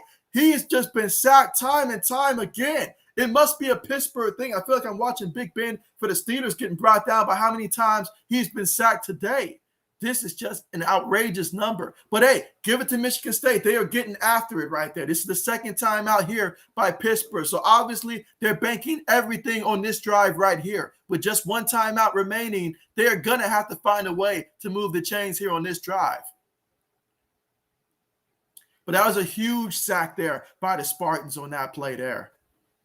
But Davis, Bevel, he's just been getting sacked so much in this one. So much. But let's see. Max says Jamar Chase drops the ball a lot, though. Let's see. Max says Smith, definitely. Okay, so Max says Smith there. Max says, I'm not old enough to drink anyways. And so, well, there goes that drink there. Max says Jameson Williams is better than all 3, though. So, okay. Meanwhile, 3rd and 15. They take the snap there. And so, Bevel is going to throw it up there. It's caught by the back. And the back at least gets some yards there. So great job there by Bevel to at least get something out of that because you already know 4-down territory. You're going for it here. You just don't have enough timeouts to try to punt the ball or anything like that. So he picked up 7, 4th and 8. Can he get enough to get them this 1st down here? Let's see. 1 minute and 55 seconds left to go here. Pittsburgh down by 3. 4th and 8. Takes the snap. Bevel throws it to the receiver. The receiver catches it, and he gets the 1st down there. Great job by the receiver to be aware of where he was. That is Addison with the reception. He picked up 9 yards. They needed 8. Great job to be aware, catch the ball, turn around, and get that 1st down. New set of downs to work with for Pittsburgh. 1st and 10 here. They're hurrying up back to the line here. 4 wide. Shotgun formation. Spartans sending 4. Offensive line, blocking for him. He's going to throw it deep across the middle. Has a guy there. Once again, Jordan Addison. 24 yards on the play there. Somebody get this kid some water and cool this man off. He is lighting it up out there. Matter of fact, Jordan Addison, he's got 7 catches, 114 yards, averaging 16.3 yards a catch. But here we go, 1st and 10 for Pittsburgh. They're going 5 wide again. Takes a snap. Throws it to the right side there, and did that ball hit the ground? Was it caught? They're saying it was a catch there. He picked up 8 yards there. Marquise Stovall with that reception. So Davis Bevel, he's showing you give him time, he can make some plays. If I'm Michigan State, I'm turning it up some. I'm sending some pressure or something because I don't want this kid to have all day. This kid is showing he can make the plays when you give him time. And that's going to be the battle. Who wins, offensive line or defensive line? That's going to be who wins this game. 55 seconds left to go here in the 4th quarter. 2nd and 3. Shotgun formation again. Takes the snap. Spartans send 5. Bevel throws it across the middle. And he gets a completion there. So Bevel taking chances, and this time it pays off. Again, he hit Stovall, this time for a 7-yard reception up the middle. They got the 1st down, so it does stop the clock until they line the football up. Now the clock is running again. 40 seconds left. Going 5 wide again at the shotgun. Takes the snap. He was looking. Throws it quick. And he threw an interception. He threw an interception. That is it. That is the game. That's a wrap. That's a pick 6. Wow. So Davis, Bevel throws the one that's going to cost Pittsburgh the game. And so Spartans, they have done it. They get the W. That one hurts. I feel bad for the young kid right there. He was doing pretty good. It's not his fault. 3rd-string quarterback. Not going to blame him so much for that one there. But, man, what a play by the Spartans defense. Wow. What a 4th quarter. Another strong 4th quarter by the Spartans. And I referenced earlier a game that they played against the University of Miami in which the Spartans had a similar fourth quarter against them where they just let all hell break out. And here you go again, this time a pick six. Wow. That's it, guys. That is the game. That is a wrap. And so the Spartans, they have won your Chick-Fil-A Peach Bowl with that play right there. Wow. 78 yards on the return there, Kyle Holiday. With a name like that, you're made for prime time. And when you make plays like that, you'll be on prime time. But wow, what a play. This was one heck of a game, guys. This was one heck of a game there. You see the emotion there for Pittsburgh, man. Wow, they really felt like they were going to win. They have not scored since, or like sometime in the third quarter there. The offense hasn't scored since the second quarter because that last touchdown that the Panthers scored came off a scoop and score. But, man, what a night there for Pittsburgh there. They kept it together as a team. They kept believing. And, man, what a fourth quarter finish, guys. Wow. Wow. So there you guys have it there. We're now at the commercial, so I got some time to go to the comments here. But wow, guys, 31-21 Spartans right now over Pittsburgh, man. But I still got to tip my hat to Pittsburgh, man. One heck of a season, guys. 11-2 in the regular season. And so this will drop you to 11-3, but still to win 11 games for Pittsburgh, you know, that's something to build upon there. And whether we're talking Beeville, whether we're talking the other quarterback they played earlier, and Nick Patty, I think that Pittsburgh's going to be in good hands moving forward, even after Pickens is gone to the NFL draft and stuff like that. But, man, what a play that was by the Spartans defense. Let's see. Braden says, if there was a most improved player award in the NFL, who would you give it to, JB? The most improved player award, I have to really think about that one. That is a good question there. Most improved player award in the NFL. I want to say that it has to be there's a receiver. I can't think of this receiver's name right now, but there was a receiver that I was just thinking about before, and I was like, this kid really took off in year two. But, man, look at the emotion on the sideline there. Pittsburgh really wanted this game. And this is for those who say that bowl games don't really matter. To these kids, this bowl game mattered. They wanted to win this bowl game. Their last game out there, you fight all year long. You want to cap it off. But, wow, look at that. Wow, so on the kickoff there, it's kind of like a long onside kick, sort of. And so Michigan State recovered it. What in the world just happened out there? So you won't even get to see Pittsburgh offense come out one more time. And what an ending to what has been a tremendous game out there. But, man, this is crazy, man. Wow. Wow. I probably would give the award to possibly Joe Burrow, kind of think of it. Because Joe Burrow from year one to year two, I know there has been stretches where Joe Burrow has not, you know, looked all that great. But the games that he has looked great. He has definitely shown that, hey, you know, he's definitely up there when it comes to, like, comparing him to Justin Herbert and stuff. It's now a comparison. So I probably would say him in terms of most improved. But I'm sure there's a lot of players that I can't think of right now, but he's the first one that comes to mind. Meanwhile, the Spartans will just go ahead and take a knee, and they are your Peach Bowl champions. So another W for the Big Ten, and it did it in a big way. So the Spartans win 31-21. Guys, appreciate you guys so much for joining me here on the stream. Again, I will be streaming again tomorrow night with Michigan versus Georgia. That's right, college football playoffs there to see who's going to win that one. I hope we get a good game out of that one. We should get a good game out of that one. But thank you guys so much. Really appreciate you guys. I will go through the rest of these comments and finish that. But after that, I will end the stream. But appreciate you guys for joining here.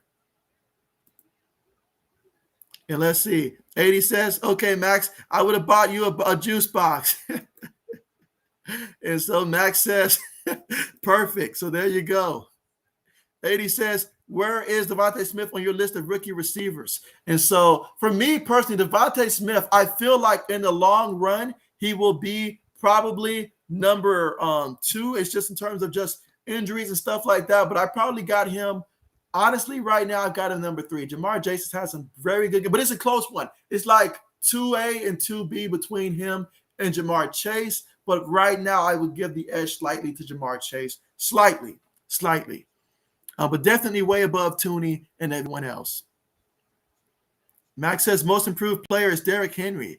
And so, I mean, my man Derrick Henry, he's been balling out there for some years in a row. I hate the fact that he got injured, but I can't wait for King Henry to return, guys. Absolutely. Again, this game is final for anybody that's just tuning in. 31-21 is the score. Spartans over the Panthers. And anybody that hasn't already, make sure you are subscribed so you will be notified of future streams from here. But I'll go ahead and go through the rest of these comments real quick.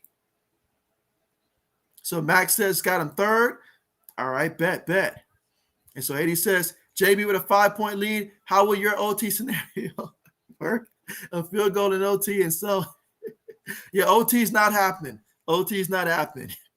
80 says, Max, I love Henry. And so, oh, yeah, King Henry, there's a lot to love about him. There's a lot to love about him. And so let's see, Maggie says, am I doing a Michigan-Georgia game? And so, yes, absolutely, I will be doing a Michigan-Georgia game for sure. I've already got the stream set up. So if you want to click on my page and stuff and see if you can find it, and just go ahead and set the notification so you will be notified when I start it. Absolutely. But, yeah, definitely, most definitely. Let's see. Max says this season, Tua most improved. And so I feel like if Tua would not have gotten injured for the stretch that he did, then definitely for sure it could have been Tua. But hey, that's a name that you could go with, honestly. That's a game that you could go with. But Burrow and the Bengals being where they are right now, absolutely. Jay in the Bay. What is good, my man Jay in the Bay, taking time out from, producing top-notch 49ers content on his channel. If you guys haven't checked him out, definitely check out Jay in the Bay. But, yeah, appreciate you for coming through. And you say, what's good, JB? Everybody hit that thumbs up button for JB. Hey, I appreciate you. Absolutely, man. I appreciate you. And most definitely, man. And, hey, good luck to your 49ers in trying to secure a playoff spot. I want to see those Niners, and I want to see the Eagles as well get some of those wild card spots. I don't know who's going to be the third one, but I want to see those two teams for sure at least get into those wild card spots in the NFC. Let's see. Max says Derrick Henry is probably a Hall of Famer. And he is in my book. He's one of those guys that he's just transitional in terms of what he does in the game. He can change the game for sure, guys. So absolutely. And so John Smith, what's good? What's good with you? And you say Peyton Thorne is not just it. If Michigan State is going to be elite next year, they need a quarterback who is accurate. And you say he's not it. And so you know what? Peyton Thorne, I used to say that, earlier in some of my other streams, I did point that out. I said that he definitely did come with a lot of flaws and stuff for sure. No doubt about that. But they needed him for this bowl game. He came through. But, yeah, Michigan State wants to take that next step. That's certainly someone that they're going to have to improve upon, or he's going to have to step it up big time. But I fully, agree with that. Michigan State could be far greater if they, improve upon that position with a more accurate quarterback play. For sure. No doubt about that. And so Braden says, I'm a big Devontae Smith fan. I mean, there's a lot to love about him. I mean, minus the fact that he did embarrass my Buckeyes in the national championship game. But outside of that, absolutely. Absolutely. And so let's see. So Brandon, what's good with you? So Brandon says, what's going on with the game? So yeah, Brandon, that game is finalized. The Spartans have won 31-21. And just to recap a little bit of the stats for you, what happened was the first quarter, Michigan State was up 10-7. And then at the end of the second quarter, Pittsburgh had scored a touchdown. They had the lead at halftime. It was 14-10. At the end of the third quarter, the Panthers scored off a scoop and score, so they were up 21-10. But the fourth quarter was all Michigan State. They scored 21 unanswered points in the fourth quarter to win 31-21. And so that is what happened. And meanwhile, for Michigan State, Peyton Thorne, he was 29-50, 354 yards, 3 touchdowns, 1 interception passing. Meanwhile, for Pittsburgh, it started off with Nick Patty. He was 2 of 5, 21 yards, but he got injured on one of his carries that he had a touchdown for Pittsburgh. And so then the third string, Davis Beeville, came in there, and he was 14 of 18, 149 yards passing, 1 touchdown. And then that deadly interception that he threw towards the end that sealed the deal to let the Spartans get the pick 6, and they won the game. So that's a bit of a recap there for you, Brandon. But, yeah, appreciate you. And so let's see. Yep, absolutely. Yeah, anybody that's still here, make sure that you guys are subscribed to the channel here. But I will be ending the stream once I get caught up here on the comments. Let's see. Max says Lamar Jackson shouldn't have made the Pro Bowl. And so, there was quite a few guys that I felt should have made the Pro Bowl. I felt Matthew Stafford in the NFC should have been there in that Pro Bowl for sure. But, yeah, a couple quarterbacks got slighted this year. I will say that. And so 80 says, TD, wake up, JB. So there you go. I see that Wisconsin's off to a great start already in this bowl game here. And so there you go. Max says on top soon. Absolutely. And so here we go. Let's see. 80 says JB counted Michigan. Now that is not true.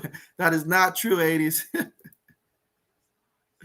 And so here we go. Let's see. Marcelo said, hey, he's fired up, guys. He is fired up. He is fired up. Meanwhile, go ahead and stop this right here.